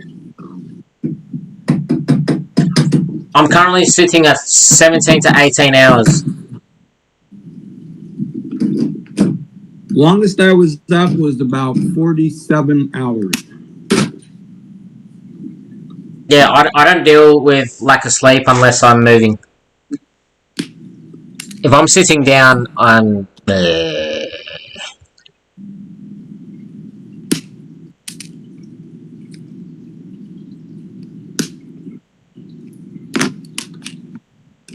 Or just having a look at Google. See, that's interesting, Les.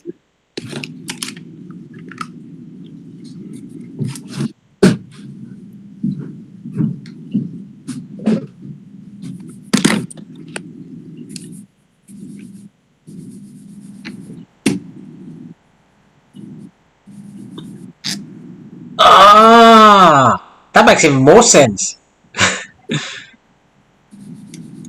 Yes, it does sound like bedtime, Joel. Anyway, let me finish this conversation about the challenges before I drive myself nuts. So, the challenges, you have Clinchfield Railroad, they ordered 12. Delaware and Hudson Railway ordered 40.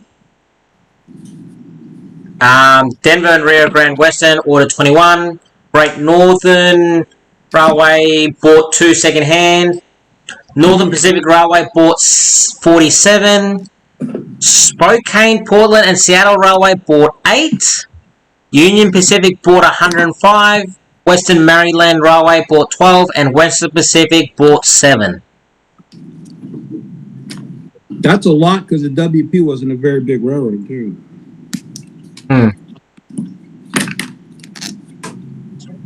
And the only 2 surviving ones are owned by Union Pacific. Which surprisingly was from... There's 2. Yeah, the only They got 2... one for spare parts, I think. No, you got 3977, which is the Greyhound, which is on display. And then you got 3985.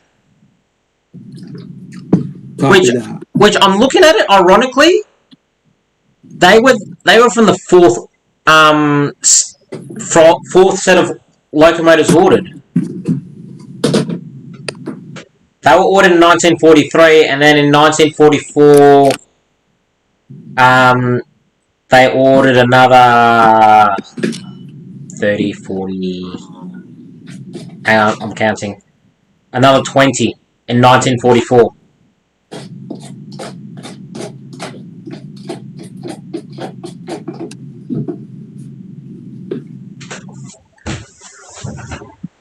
So this is why I like this video setup with the panels, because we can get into this discussion and we can go backwards and forwards and be like, are you sure I'm right or am I wrong? Are you right? Are you wrong?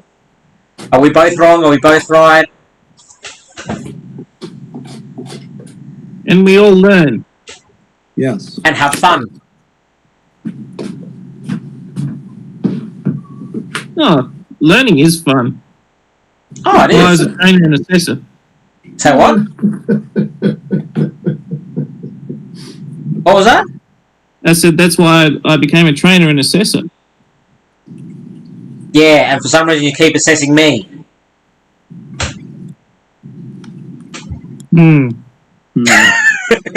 just a long pause and then Exactly. It's like, Because I'm not touching that. That's why I know when I'm in trouble. I say something to Sheila and she goes, Yeah. Yeah. See, it's a woman thing. Yeah. Yeah. No, but that's the thing, like, you got fine, but then the step up from fine is and then the step up from fine is when they just stare at you in silence. Yeah. And they walk away. Shaking their heads, going, oh my God. As they should do. Okay, Joel, Leslie. You just did it then, Shannon. Who did? What? Hang on, I was reading, I wasn't paying attention to it. You just did the. Oh. Okay, I didn't realise. Now, back to what I was saying. Joel, Leslie, 3985 has been retired for the moment. It's got a major boiler work. Yeah. They did... And no tender. At the moment. Because the reason it's got no tender is because they want to get Big Boy out for the Promontory Point anniversary. Anyway. Nope, not Shannon. What? Not Promontory Point. Promontory Point's a different spot.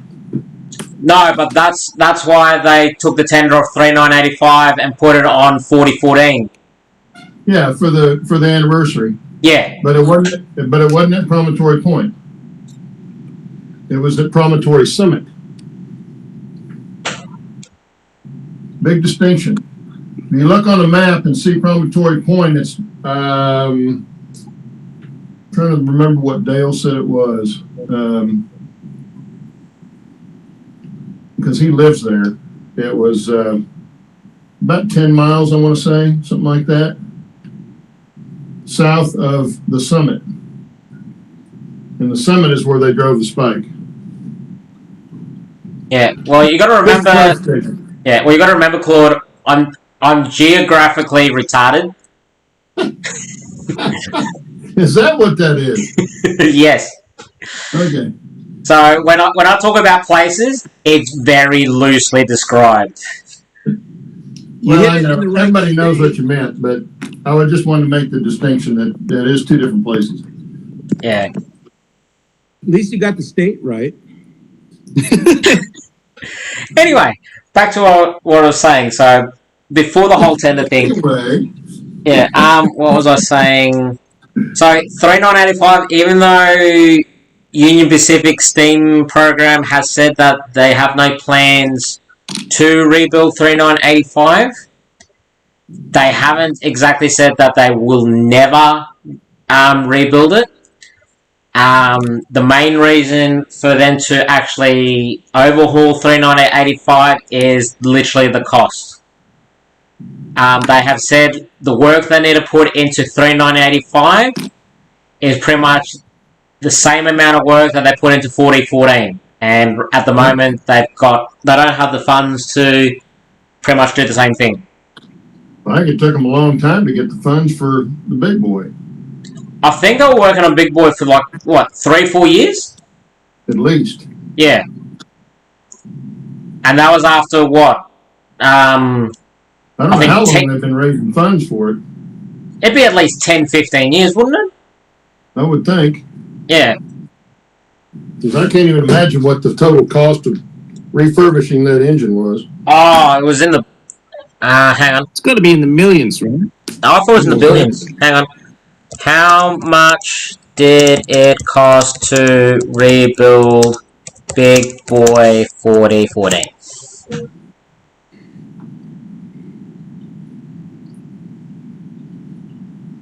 Leslie says Promontory was the link between CP and UP, where track was realigned. Promontory Point is on the current line.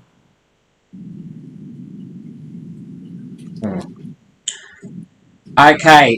Union Pacific actually hasn't disclosed how much it costs to rebuild it, but someone had estimated at least $4 million based on similar restorations.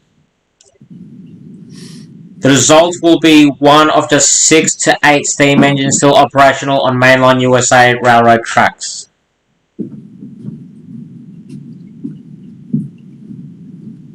So,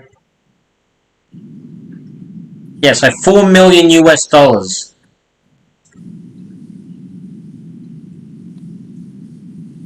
Oh, hang on. Be in the millions. Yeah, hang on. I just found another thing that my friend and I had a conversation on.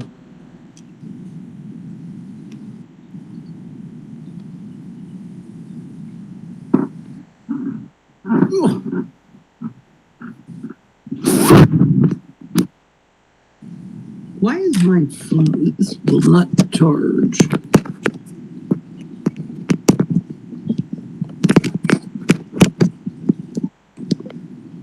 Which melee is that, Joe?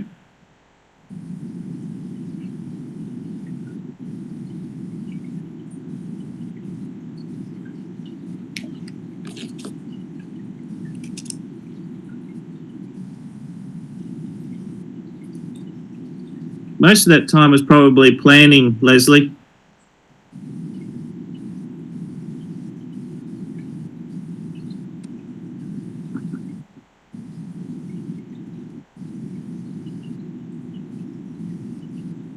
Just reading on this forum, some people said they originally said they had a $7 million budget, and then supposedly tax restore cost double that or something.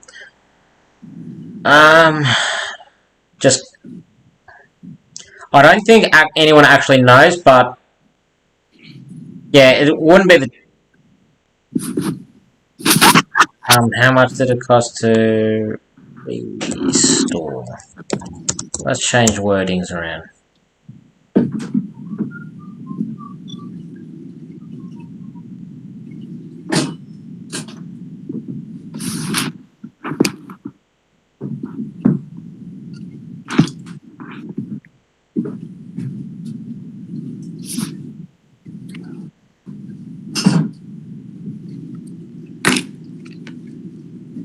Yeah, I think I guess at the moment we'll have to say between 4 and 10 million to rebuild 3985.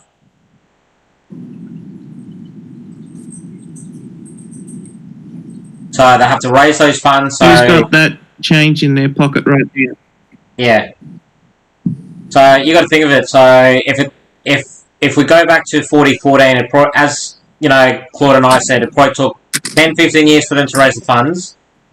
So we're looking at another 10-15 years before they even think about doing 3985, which at the same time Big Boy will need to have its boiler reassessed. So I'll need to have money for that. What else?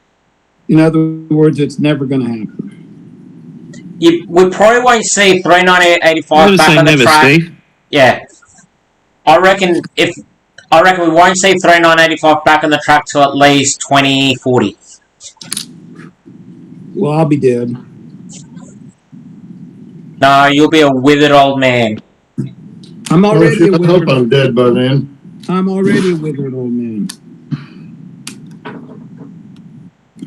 You're not that old, Steve. Jesus.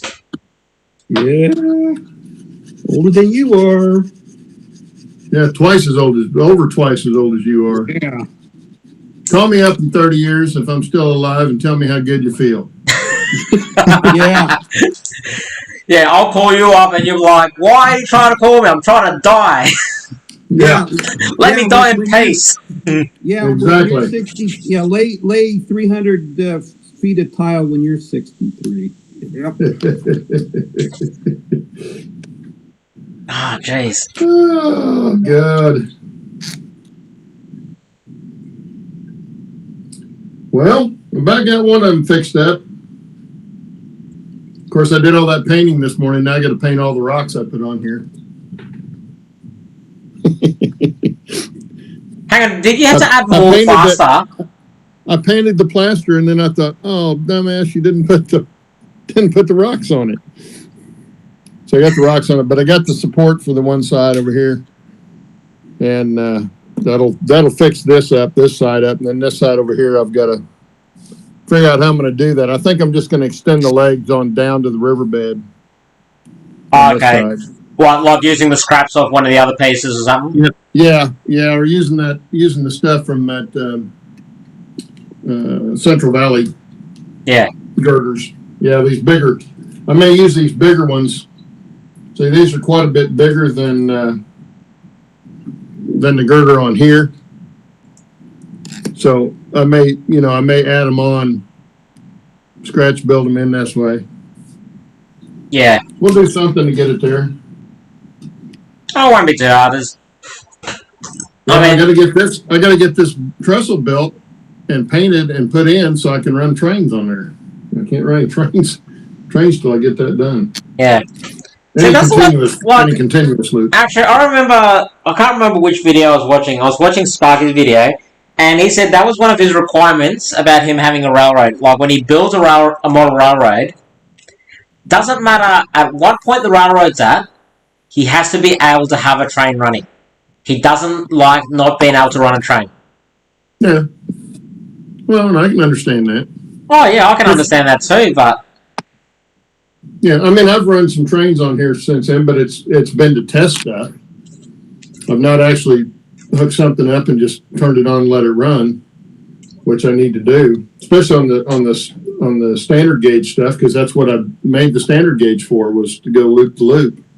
And I made the turnouts automatic, so they'll switch on their own. I won't even have to mess with the turnouts on it. Yeah. But I got to get this done so I can use the top loop, because I can't use the top return loop right now. But it's getting there. Oh, that's the main thing. I got sidetracked with scenery. I started doing scenery, and I got to liking that so much. I just did scenery, and now I got to get back on some of the track work. And then, of course, another one of the big things I got to do is I've got to figure out which backdrops I want. The company I bought the one from, I like their stuff, but I have to make a decision on which ones I'm going to use over here on this side and then over here before I build the upper deck, because I don't want to have to try and put the backdrop in there with the upper deck in. Oh, yeah, because, it might not line up or... Well, the stuff I'm getting it on is not a self-adhesive. It's not a PVC sheet, but it's kind of like PVC. It's very, very heavy, what I would say vinyl. I don't know that it's actually vinyl, but you can use self-adhesive tape, two-sided tape, and stick it up with that, and so then you can peel it back off if you don't like it. Kind of like a thin piece of Perspex or something.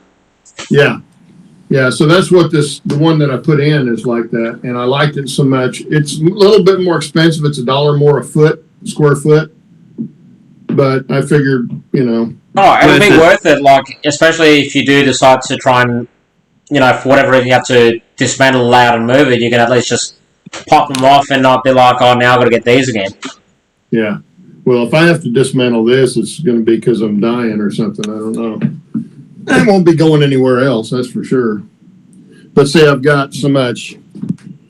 I'm going to go from that point there, actually where the ceiling juts out, we'll have some backing on it too. And it'll come all the way around to right here. And that's 13 feet. And then this is 26 inches. So it's a little over 26 square feet that I got to have, and it's $10 a square foot. Yeah. And because it's such a large area, you're going to have to... Well, and that's just that one piece. And then I've got all this down here, and then I'm going to have the top up there on, up on the top level, and then the same thing over here. So I want to get this bottom one in, which is going to come all the way in front of the window. I'm going to have some mountains here, so this will be smaller backdrops, but I'll have a backdrop here because that's going to have backing on it. This back here will have backing coming up, so it'll have a backdrop right there. Yeah. And then I've got the upper deck up here, and I still haven't figured out what I'm going to do with this ceiling right here, because the ceiling, you see where it comes back in right here, and it's only 6 inches or so here. So I don't know what I'm going to do there yet.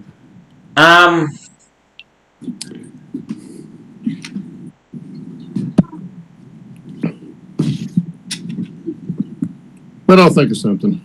Yeah, I'm just trying to think myself. What could you do? Like, well, I could use the backdrop and just fold it forward or round it, put it up there, and just let it curve down, and that may be what I do. What about bringing the whole layout out from the wall a bit more and then putting up a false wall behind it? She's funny. She's a funny girl. What? No, that ain't gonna happen. I think that was more of a funny. No, I did think about get just a strip along the for that 6 inches, and actually put a lot of foreground bushes and stuff in it, and then make it look like it's up high, and then have the background be the tops of distant mountains, and then the part that comes up just have that sky, and that may give it a good distant look of being up at high altitude, which is what it's supposed to be. So we'll see. Actually, the other thing is, because it is mountainous area, could you almost make it look like they kind of dug into the side of a mountain, and you have part of the mountain on the wall? Well, I could, but this was supposed to be the summit, pretty much the summit of the line. But I could do something like a Palisades kind of look there, where it would be just rock above it, and that may be a good way to do it too. Yeah, kind of like Don over Nearly Historical's doing with his, but he's trying to model his more after the actual line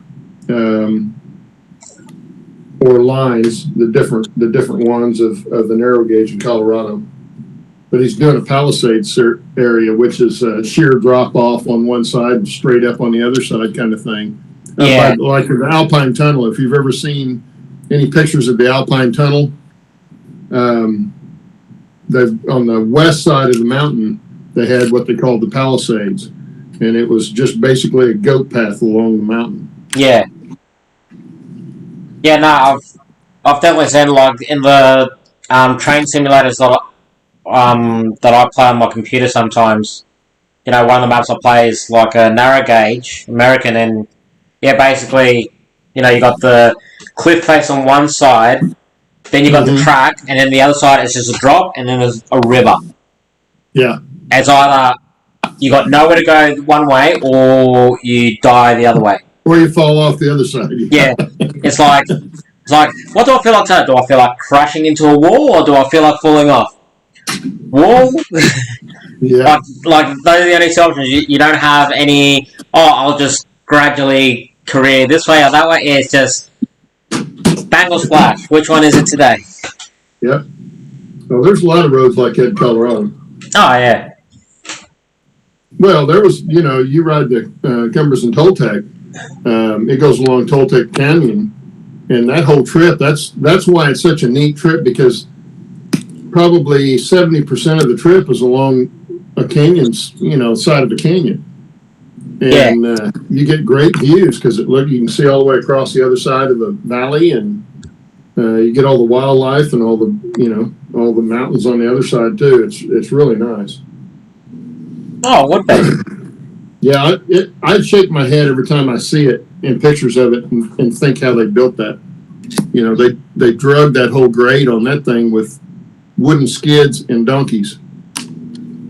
And dynamite. That's how they built it, yeah. Yeah.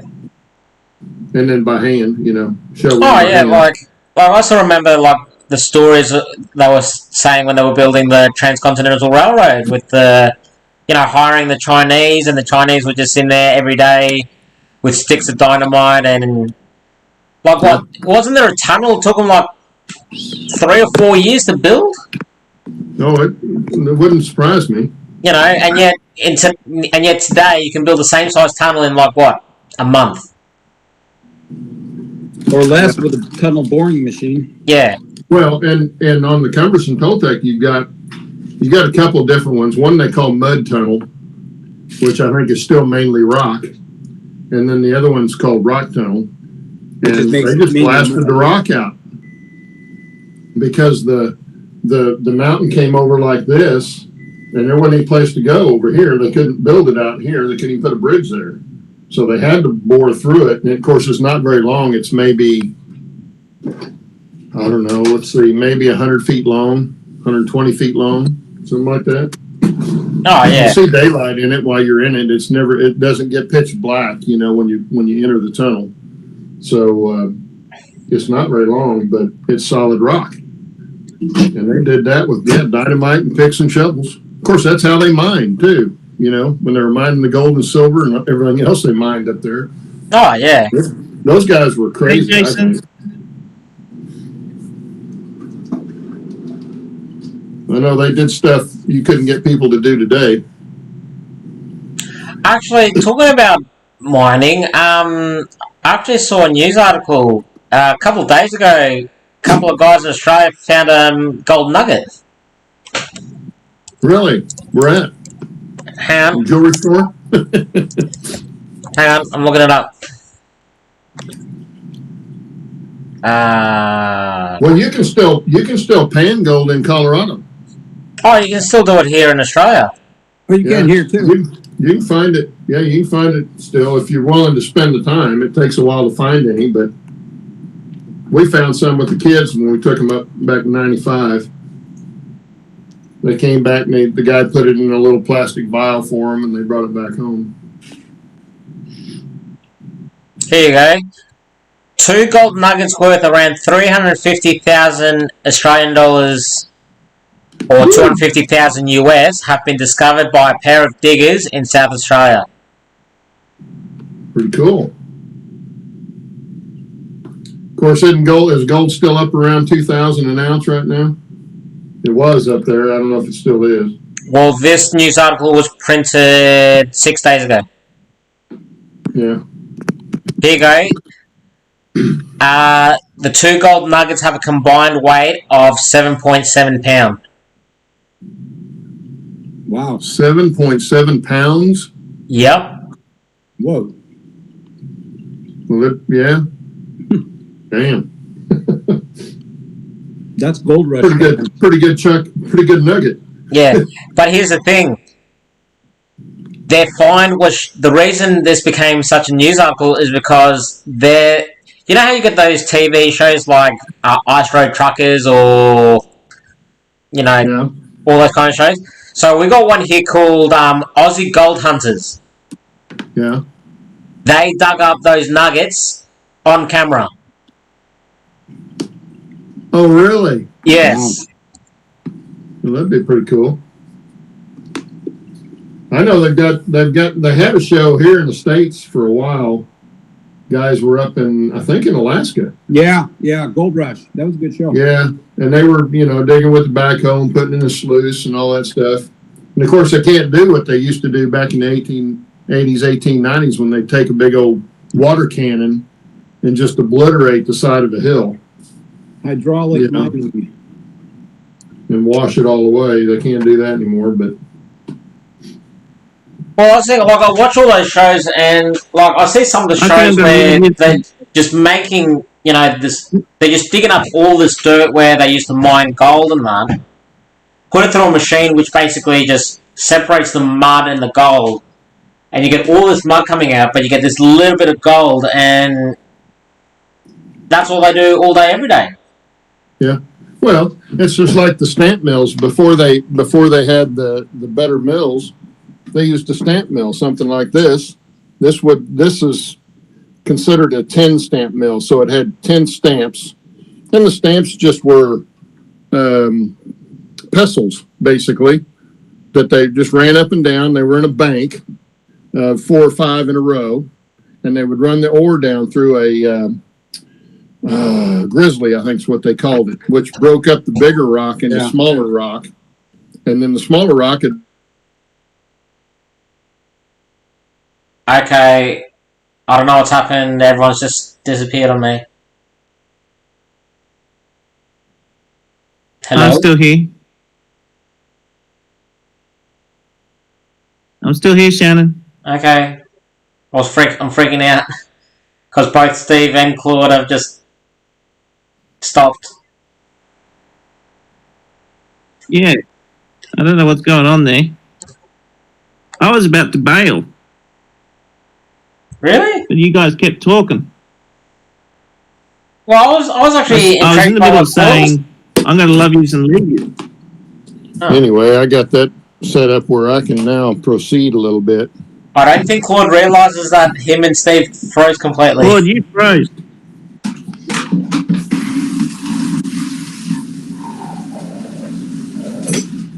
Uh-oh, Steve just flushed the fishbowl. No, you're in the kitchen. Nah, so you're in the kitchen. Over there's the kitchen. Well, somebody said you made a mistake, or you realized that you plumbed the fishbowl to the toilet. Oh yeah, I hate that. That fish hates that when that happens. My world's going around and around. Really? I'm going to love you and leave you because it's getting really early here, and I'm going to the Model Railway Club tomorrow night, so take care all. Ally, are you still there? I'm just about to head off. Ally's gone too. No, I'm here. Hello? Bye, Claude? Claude. Steve? Claude? Steve? Steve? Claude? I don't think they can hear us. I don't know if we're still on the air or not. Oh my god, they can't hear us. Oh well. There you go. That's how it happens. We're still here. Hello? We can see them. Hang on. I know. I'll leave What and is going on? I'll just leave the chat and I'll come back in. So I'll just leave.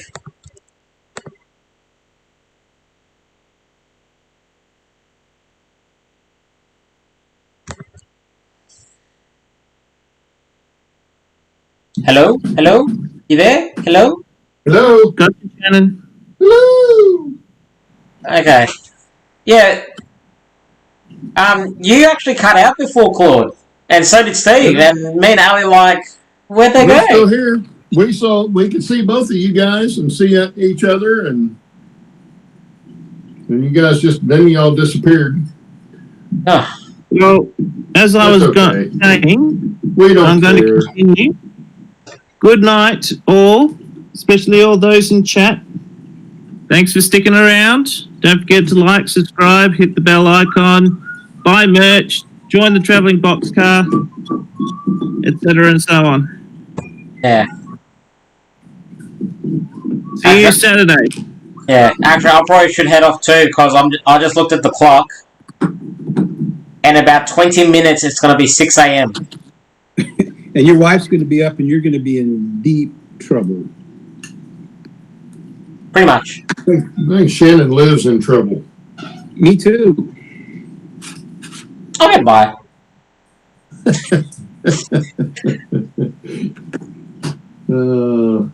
My dog's up here. She says, it's time for a treat, Dad. Well, My Aussie has such a great sense of timing. Because if I'm home during the day, they get their stuff in the morning that they get, and then about 10:30 she'll come around looking at me. Almost every day on the dot, 10:30, 10:20, 10:30. And then noon, when I'm eating lunch, I give them something, and then 2:30 she'll do the same thing. She'll come back around going, Dad, it's 2:30. Have you looked at the clock? And I'll be going, what do you want? And I'll look at the clock, and it's 2:30, and I'm like, oh, okay. I mean, her internal clock is impeccable. Nice. Yeah, smart dog. Oh. Okay. I'm going to bugger off. I'm going to end the stream because otherwise I won't get to bed. At this rate, I will see the sunrise if I don't get off now. There you go. Better go to bed. Hey, Annie. Yeah? Hey, Annie. Doggy dog, dog, dog. Alright, well, I guess in that case, I'll see you both Saturday, 10 a.m. Eastern. Yep. If not earlier. Yes, sir. It'll be earlier for us. Yep. Definitely be there. Actually, definitely be there Saturday. Actually, I'll probably talk to you tomorrow, Steve, anyway, if that package arrives. Okay. Yeah. So, I'll let you know as soon as it hits the door. And Claude, your jeweler's sauce should be here today, too. Oh, okay. Well, I put in one of those emery boards I was telling you about. Oh, cool. And what else did I put in there? I put something else in there. I forgot now. Hopes and I've dreams. slept since then. Yeah. Yeah. My whole thing this morning was I decided I cannot power the rails through the points. It's just not, I could do it, but the insulation has to be on the throw bar, and peeling off this copper just ain't gonna happen. So yeah, I'm telling you, put the gaps in it like DCC, and then deal with it. Yeah. When in doubt, listen to Dr. Claude. Well, it'll be a lot easier, and that way you're already set up for DCC. Right. If you ever go that way, but it'll work with DC also. It's actually more reliable that way too. Yeah, it will be, because you won't have to have a keep alive to get it to crawl over the frog, even on with a 040 switcher or something. Yeah. Well, even on some of the older locomotives where, like I know some steam engines, the steam engine drivers on the right hand side will pick up one rail, and then the tender on the other side will pick up the other rail. Yeah. You get to a turnout and it's just dead in the water. Yeah. The keep alives help with that too, but the powered frog is really nice. Yeah. Actually, that's one thing I probably regret with my layout. Now, think about it, is not going electro frogs. Yeah. But in saying that, a lot of the locomotives I do run are somewhat quite long anyway, so I have very little issue with them stalling on turnouts. Yeah. Yeah, because you're spanning more than that. Yeah, exactly. All right. Well, that was one of the things I didn't like about manufacturers' turnouts, were the frogs were either plastic or they were electro frogs, but the frog looked like crap, Yeah, and not to mention the instructions in them say, well, if you want to use it, you have to modify it. Yeah, it's like, what the hell? Yeah. Like, I remember years and years and years ago when I needed a couple extra points, and I bought a set of points, and one of them was Electro Frog, and I didn't know the difference. I just wired it in, and then for 3 days I was trying to figure out, why is my layout shorting out every time a train runs over here? What is going on? And I couldn't figure it out for the life of me. I'm like, well, there's nothing wrong with that turnout. There's nothing wrong with that turnout. There's nothing wrong with, I was just looking at it going, there's nothing wrong with the turnouts. What's going on? And it wasn't until I started reading into it, I'm like, Electro Frog, I have to do this to it. Yeah. Well, and the main ones were the Atlas, because that's what I remember buying originally, were the Atlas, and they had remember the custom, I think they still have them, the custom turnouts. Those were their electro frogs. And they just looked like crap because they were this cast pot metal looking frog. And Kato. if you don't paint it, it wouldn't look so bad. But if you don't paint it, then it looks like crap. Yeah, it's like Kato. Like, have you seen Kato's? I've not seen any of the Katos up close. You look at the Kato stuff. I mean, I've seen some of the track, but I've not seen the. Yeah, no. When you look at some of the Kato stuff, the frogs and that, it's basically just a solid piece of casted metal. Yeah. But the upside with what Kato have done is internally on the turnout is it has all the wiring, so you don't have to worry about feeding an extra wire. I don't think you just literally have to power it and that's it. It does everything else internally. Oh, that's nice. That's nice. Yeah, but that's the thing about the Atlas Customs were kind of like like you said, you had to, if you wanted to use it as an electrofrog, you had to modify it. Yeah. It's like, that's kind of stupid because you paid extra for it in the first place. And now you got to modify it.